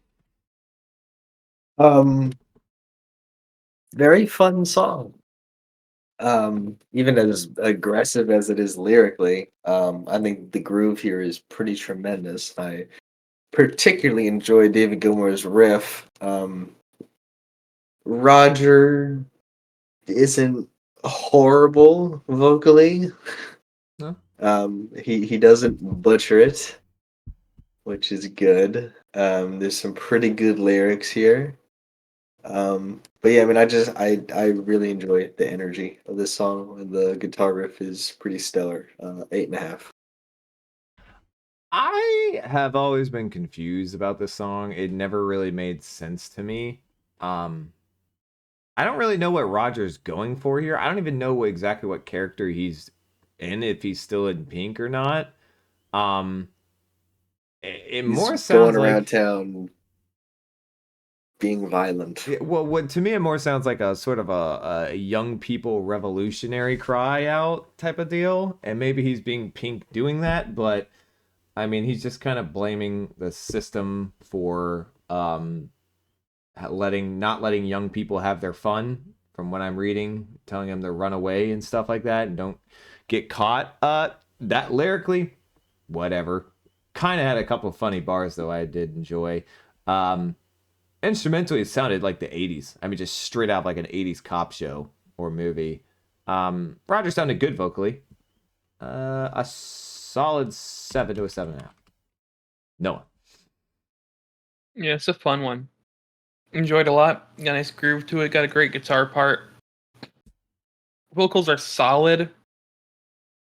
Big fan of the synth solo from Rich, Mr. Rich. One big issue. I don't know why they didn't record it the way they performed it live. Which is, David and Roger would go back and forth after every line in the verses. Wait, really? Yeah, and it sounds much better. Yeah, that's it. That sounds like it'd be fucking awesome. Yeah, it's cooler too. But I don't know. I just think that would improve it, but it's still a good song. I'd give it an 8. Okay. All right. Okay. Fair enough. I did read your comment, AT Field. Thank you for that explanation. Let's see. 10 from Sander. 10 from Iceru. Song so groovy and fun. YouTube ran like hell. Carnicorn gives it a 9.5. 9 from John Def. 10 from 10 Talk. Side 28s with a 10. 10 live versions 11 from DC Fan. I guess that's what Noah was just mentioning. 8 from Tarny. Therapy the song. 8 from CW Editor. 7 never felt anything from the song. 11 from Cosmic, who has just been on an 11 spree. He can't write for shit. 10 out of 10 from No Username. 8 to 8.5. Nice Therapy. 8.5 from No Context for Hugo. Context gives it a 10 though. A confused upbeat song in the album. I would agree about that. It's all about the character Pink Floyd. I get that. I just don't understand exactly what Pink is really going for here on this part. Okay, so we have to get through 4 more songs. I know 2 of them are very short, but there are 2 almost combined 9-minute long songs coming up. I could restart the stream right now because I do not think we're going to finish the album without getting taken down. What do you guys think? I think we just let it ride, man. Let it ride? All right, we'll let it ride until they take us down. Up next, Waiting for the Worms. That's what you want to hear. That's what you want to hear. Such a Beach Boys sounding vibe when he goes, woo-woo! That is something Brian Wilson would do. Hugo, even if they could be done back to back, we cannot do them back to back. Not with you two.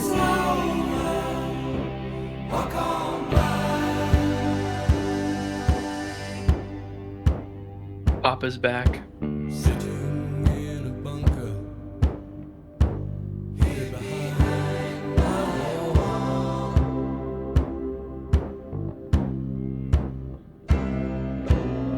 Those drums are fucking hitting. Fucking kick drum is so good.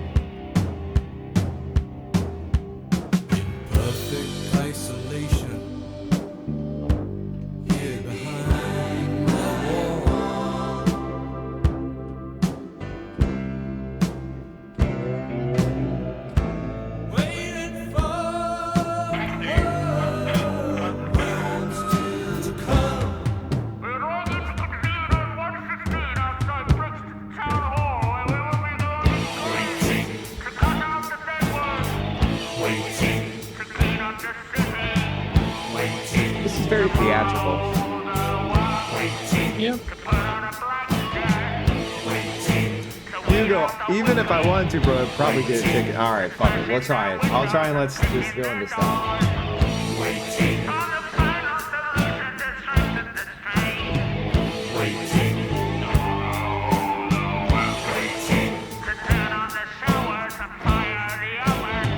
That is an off. I forgot about this song. The shower and ovens line is just a little too on the nose. Would you like Characters, Noah. Characters. Britannia room? Called art, Noah. My friend.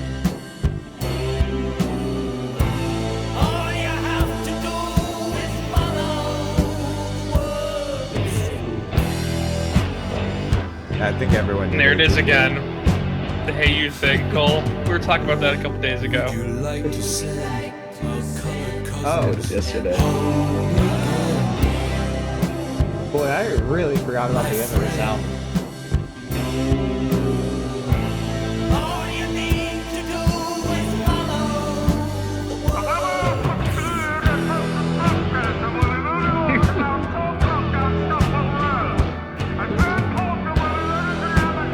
Getting a lot of mileage out of the Hey You riff.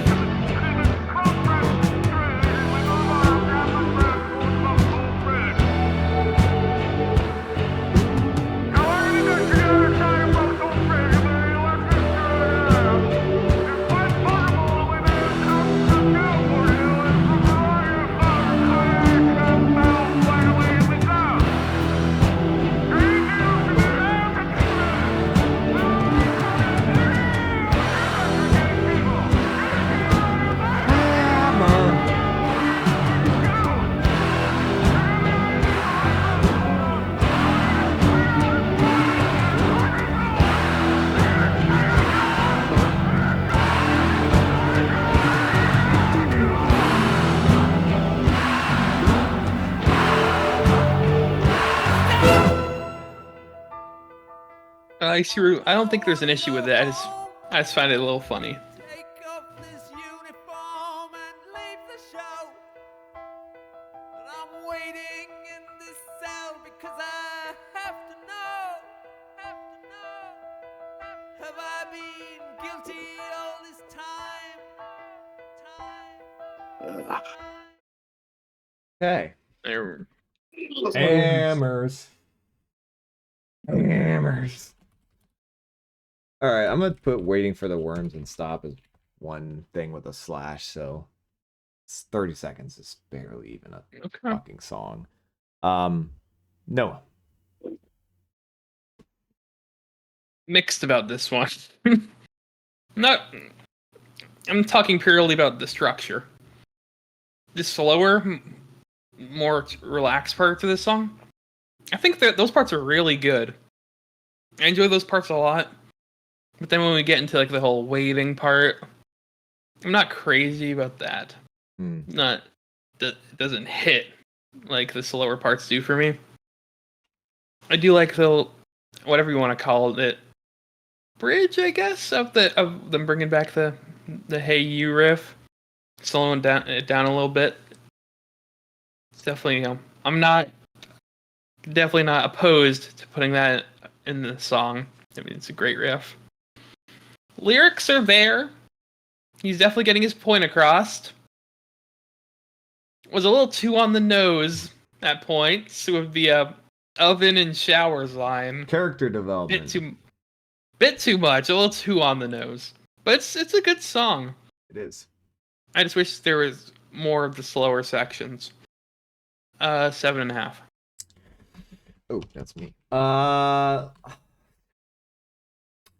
I find this song to be incredibly interesting because we have the theatrical side of it where things are changing quite often. You're bringing in the big marching parts. You have the slower side at the beginning, like Noah said, the routing up the crowd, the speaker part where the guy's just on the speaker, and then everything comes to a big abrupt stop into stop.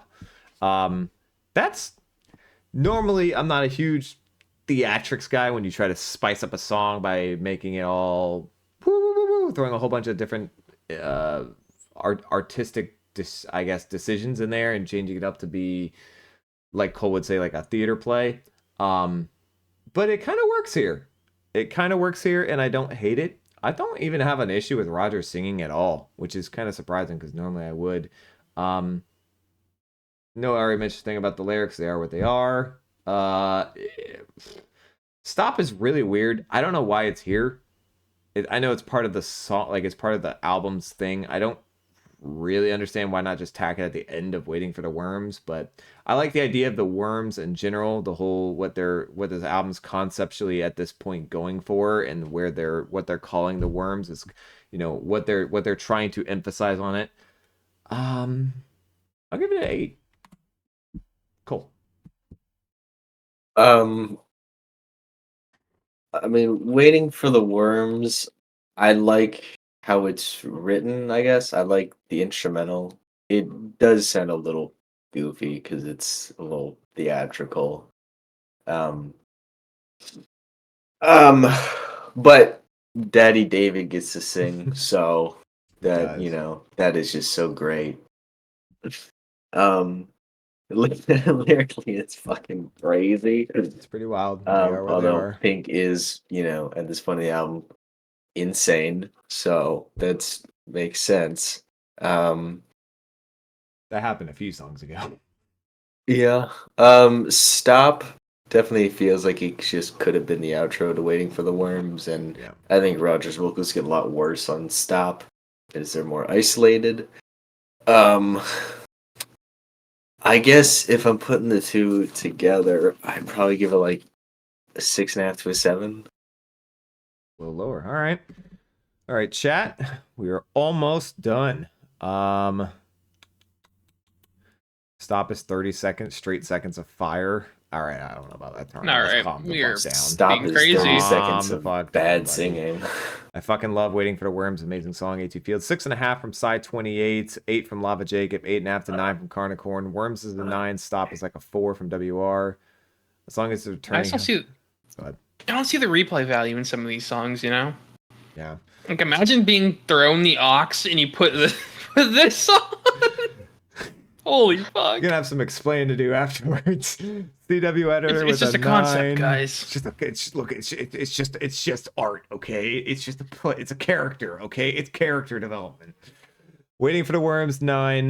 Stop, 8.5 from Tarney. 7.5 to 8 for Jonathan. 9 from John Deaf. 11 from Cosmic. -9 from DC Fan. No context, 8 to 8.5. Context, 9.5 for Hugo. Waiting, 10. Stop, 5 out of 10 from No Username. 8 from Sander. 9.5 from AT Field. And there we go. All right. We are 2 songs to go, and we're coming up on Cole's favorite song on this album, The Trial. Yeah, but AT Field, you shouldn't have to listen to the entire album to get enjoyment out of the songs. Ladies and gentlemen. And Cole's going first on this one, by the way. Cole's favorite song. He's going first.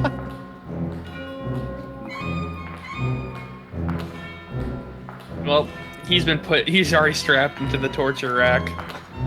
Humpty Dumpty ass beat. Good morning, worm, your honor. The crown will plainly show the prisoner who now stands Cole's gonna before cry you on stream. was caught red-handed, For the worst reason.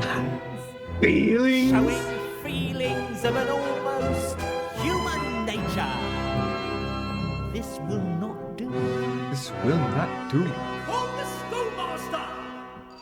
I always said it come to no good, didn't me? And you're gonna then let me have my way. Bleed into sheep. But our hearts were tied. The bleeding hearts and artists where I'm going. Please, YouTube, do not take us down during this song.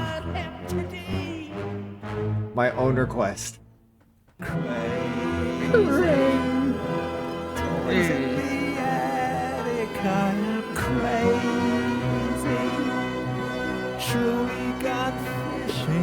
What a lyric. They must have taken my marbles away.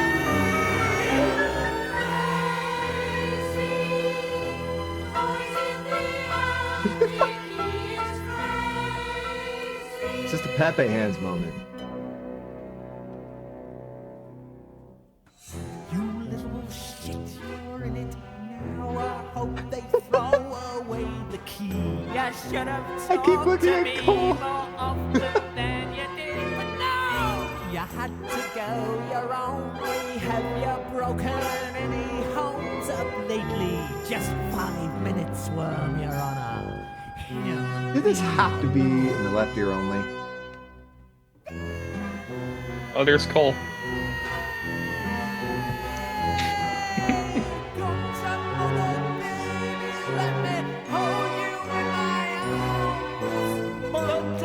I can't even do that part.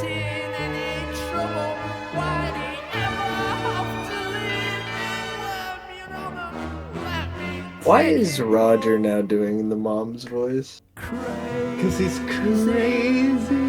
Oh, don't. Stop. I'm just waiting for Roger to go in the background and say, "Yeah, Judge, shit on him." That's my favorite part of the song.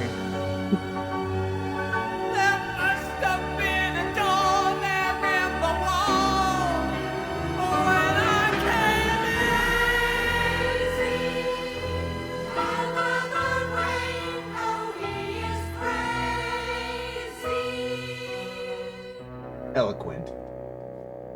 Nice farting. The evidence before the court is incontrovertible. There's no need for the jury to retire.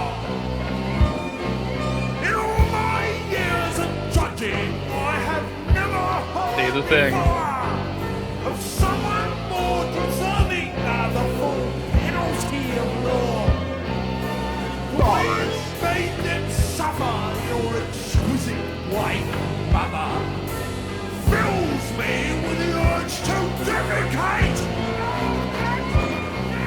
Since, my friend, you have revealed your deepest fear, I sentence you to be exposed before your peers. Tear down the wall!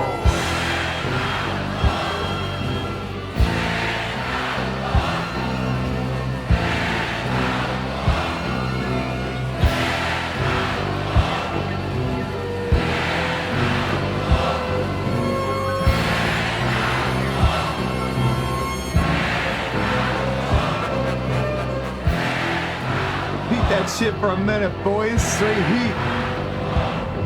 Fire bars.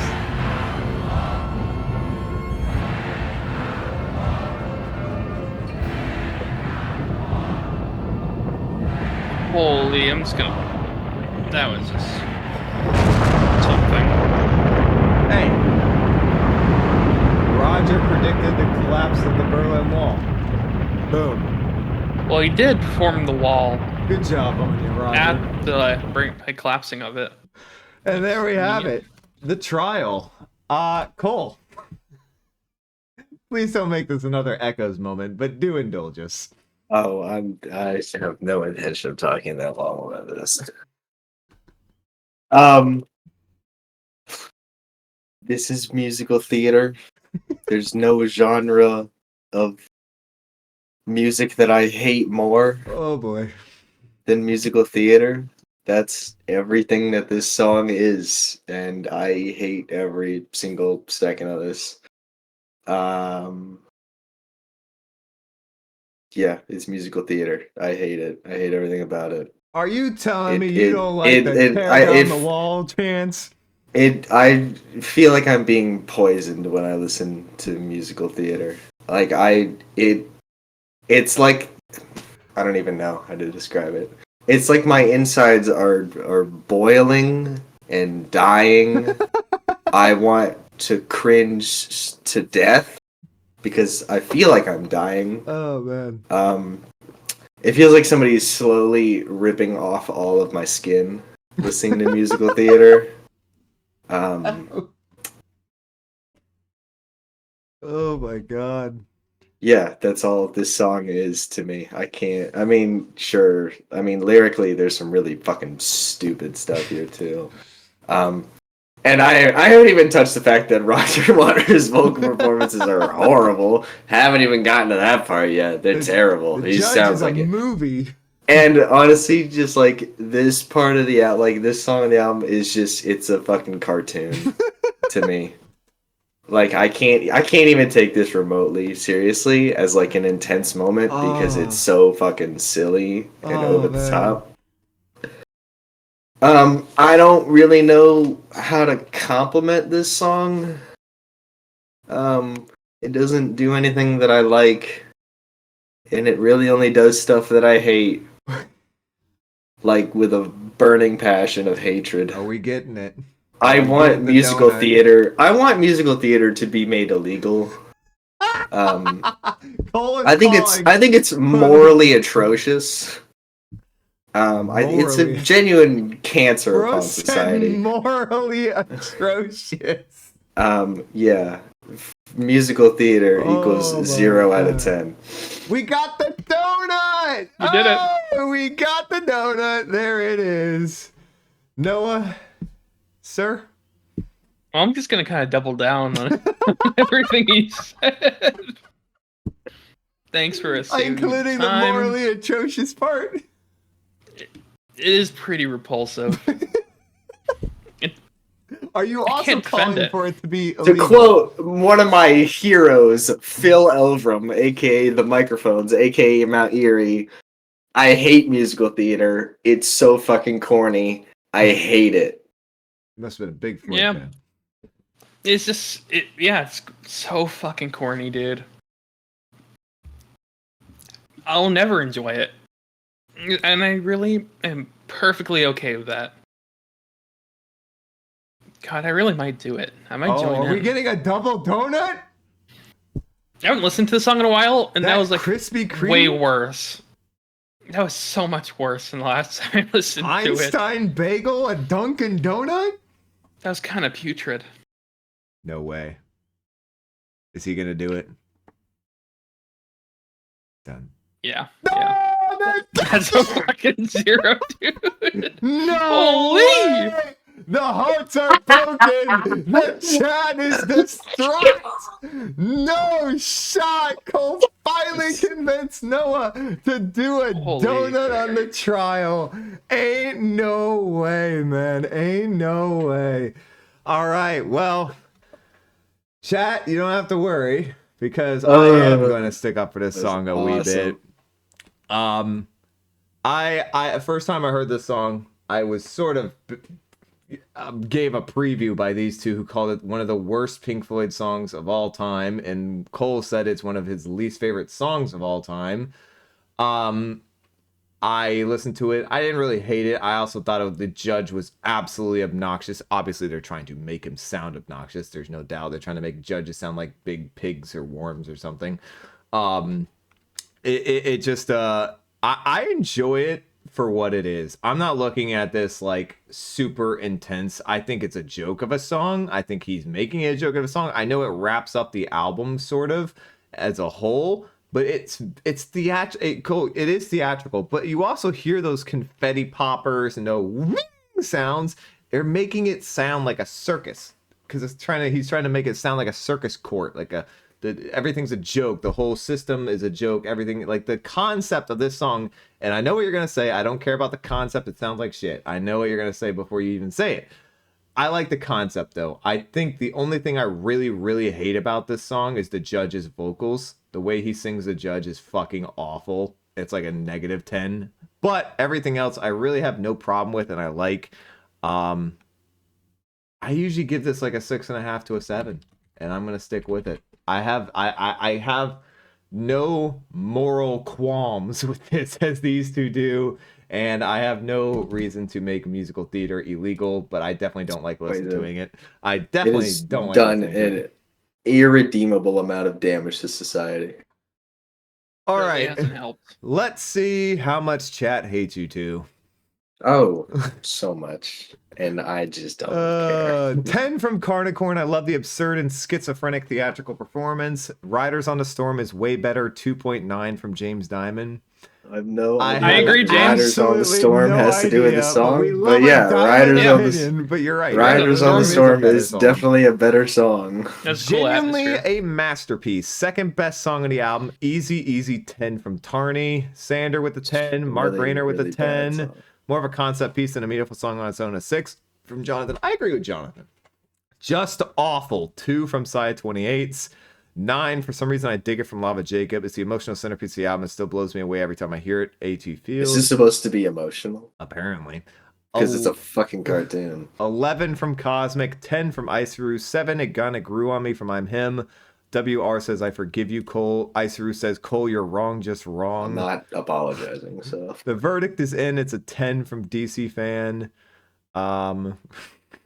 Yes. Oh boy. It did feel like a Tom and Jerry episode. Cole did go on a bit of a rant anyway.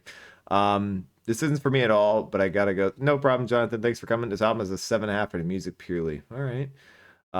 There's good musical music is the theater. worst This part. is just not good. There's no such thing as good musical theater. I completely Musical disagree. theater is fun. Musical theater is the funny. worst thing that's ever happened. Maybe to art. 10 from No Username, 10 from Iceru, 8 with an 8 from CW Editor. That's why you hate Sgt. Pepper's okay. Love this track. Sgt. Pepper isn't 9.5 even- from Wild Palms. It's not even Different that issues good. going on there. Yeah, Sgt. Pepper's Okay. so poorly written. Carney's out. Ryan ready to give it a 9. No, not that hard. I don't like it that. It's not good enough to be that up there. 10 from Iceru. In the movie, he's a talking ass. Yeah, I've seen it before. For punishment, Noah and Cole must watch the entire Ring by Wagner. What? Ryan kind of gets it. Wagner. 6 from John Yeah, Deff. I don't know what 11 that from is, Cosmic. but- The Bleeding Heart with a 6. Best song on the album. 10 from AT Field. Not just the climax of the album, but an absolute musical delight too. Wow. Go watch fucking Wow. Hamilton then. Why do you gotta? Cole is Why do we definitely gotta be not punished gay. for being right? Okay. Well, I mean, we have to finish the album. There is actually one Yeah. song after it. We have I'm going through it. Outside the Wall. I missed your comments. I didn't miss your comments, AT Good. I saw it. I get the concept of the song, Cosmic. Doesn't necessarily. Your comments were, I hate you, Cole. That song is a 10.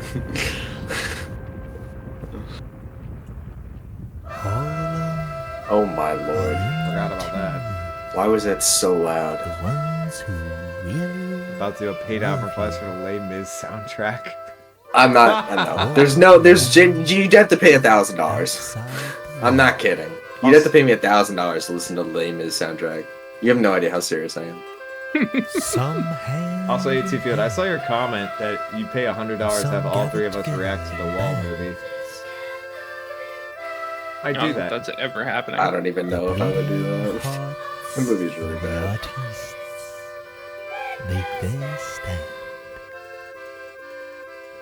It's transition to what, editor? It's the end of the album. When they've given you Okay, we're not transitioning to the start to go through it again. No.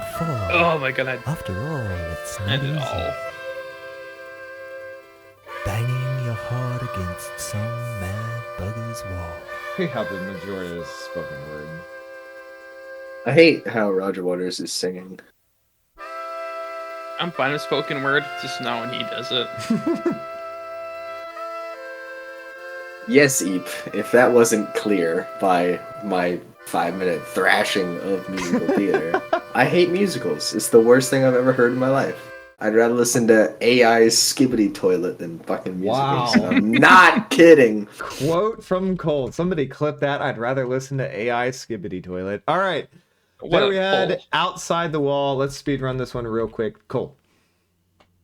It would be a good song if Roger didn't ruin it with his stupid ass pointless vocals that sound like shit.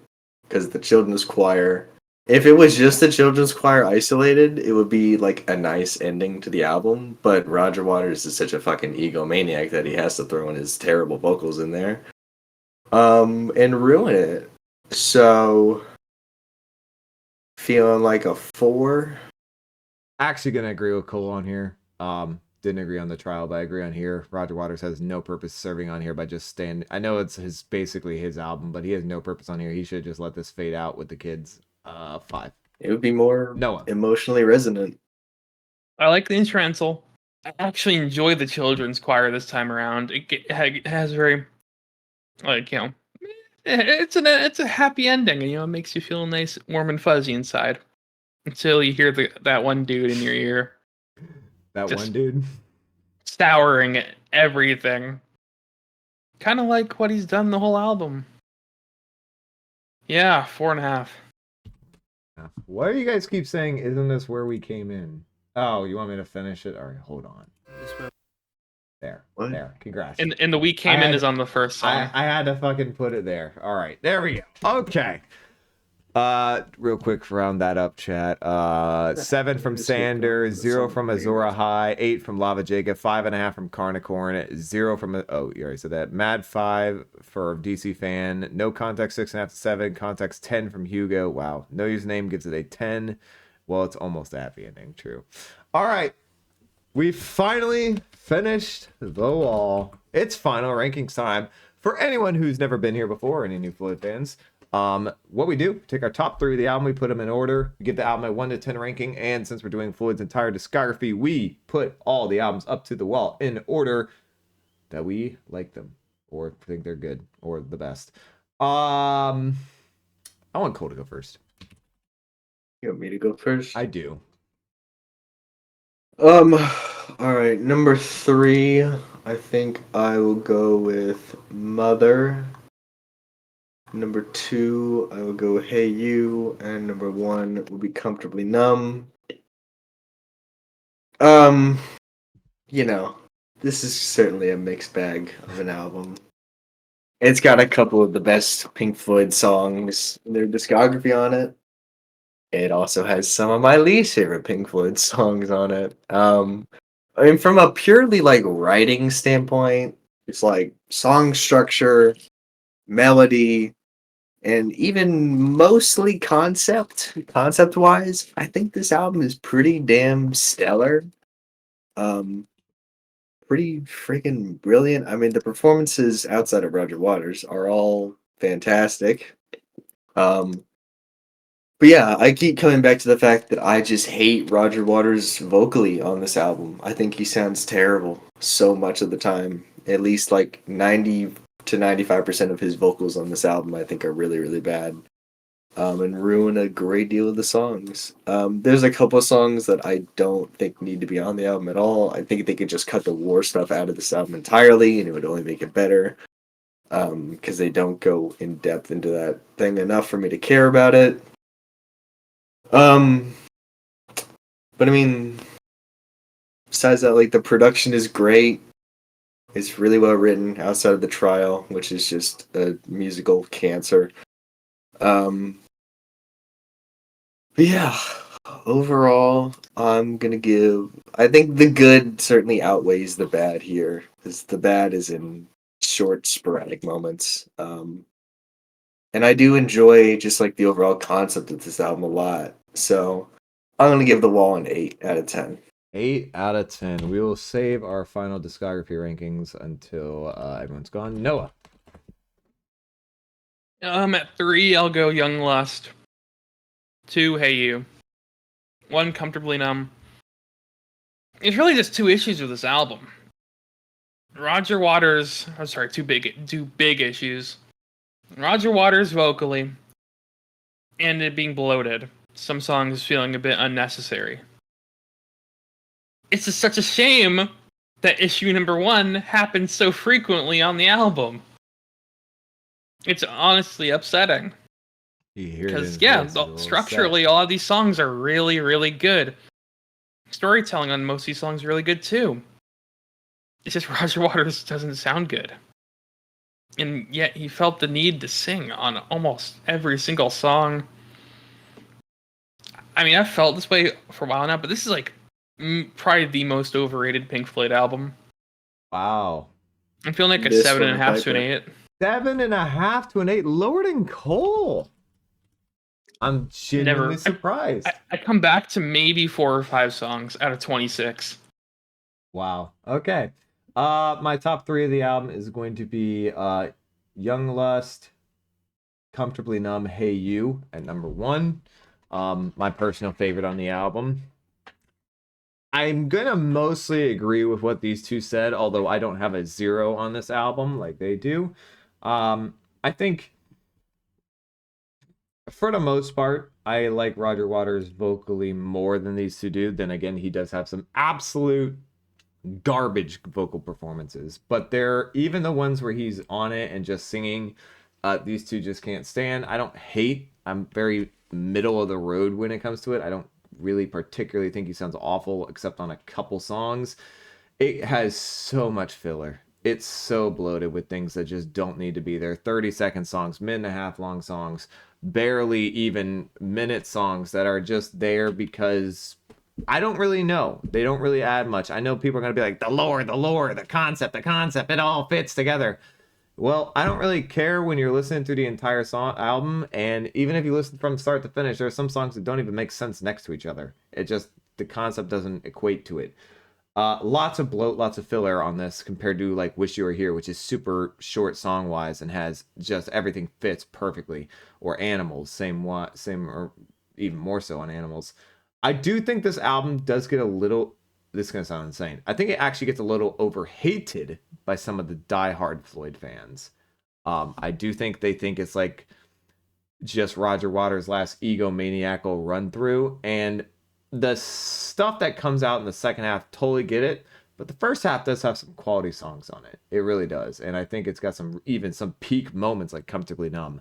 I would probably give this album an 8.5. I think there is some very underrated things on here, and there are some moments that are not as bad as some of the diehard Floyd fans would like to say is like horrible moments on it. Like, there is some bad though. There's definitely some bad.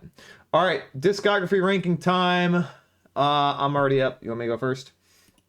Sure. All right. Let me hop onto Pink Floyd's album chart so I can let everyone see. Okay. Starting at number 11, we have Ummagumma. 10 Piper, 9 Atom Heart Mother, 8 Saucerful of Secrets, 7 More, 6 Obscured by Clouds, 5 Metal, 4 will be The Wall, 3 Dark Side of the Moon, 2 Animals, and number 1 Wish You Were Here. This could be so fun. 11 Ummagumma, 10 More, 9 Piper, 8 Obscured by Clouds, 7 Saucerful of Secrets, 6 The Wall, 5 That's crazy. Atom Heart Mother. Oh my 4 God. Metal, 3 Dark Side of the Moon, 2 Wish You Were Here, 1 Animals. I would listen to Atom Heart Mother over The Wall every day of the fucking week. It's so easy. No, that's a crazy. Yeah, do I listen to the fucking filler machine or the bop machine? I'm taking the bops. I would rather listen to songs that actually transition and do things than fucking Atom Heart Mother with 13 minutes of goat fucking. It's disgusting. What about the hour and a half of a dying rat fucking singing in your ear? There you go. All right, we gotta move on. Give me Atom Heart Mother. Love that. Number 11, Ummagumma. Number 10, Piper. Number 9, Saucer. Number 8, More. 7, Atom Heart Mother. 6, Obscured by Clouds. 5, The Wall. 4, Metal. 3, Dark Side. 2, Wish You Were Here. And number 1, Animals. Where'd you have The Wall again? At 4? 5. Damn! I had it higher than everyone. All right. Well, there we have it. We have gotten to the Wall. 4. Yeah, I was higher than you. Oh, they said I had it higher than everyone. I did. There we have it. That was our The Wall by Pink Floyd 11th studio album review. Thank you guys so much for watching. I hope you guys did enjoy it. For all the new fans out there, leave a like down below and hit subscribe. Hit the bell to get notified when we go live. We did this one live. It was almost damn near a 4-hour stream, and somehow we did not get taken down. So shout out YouTube one time, I guess. Really appreciate all those who came out to it. If you want to join our streams, you can join our Discord. You can get notified when we go live. You can also follow us on Twitter. We post it there. And yeah, thank you guys so much for watching. We'll see you guys in the next video.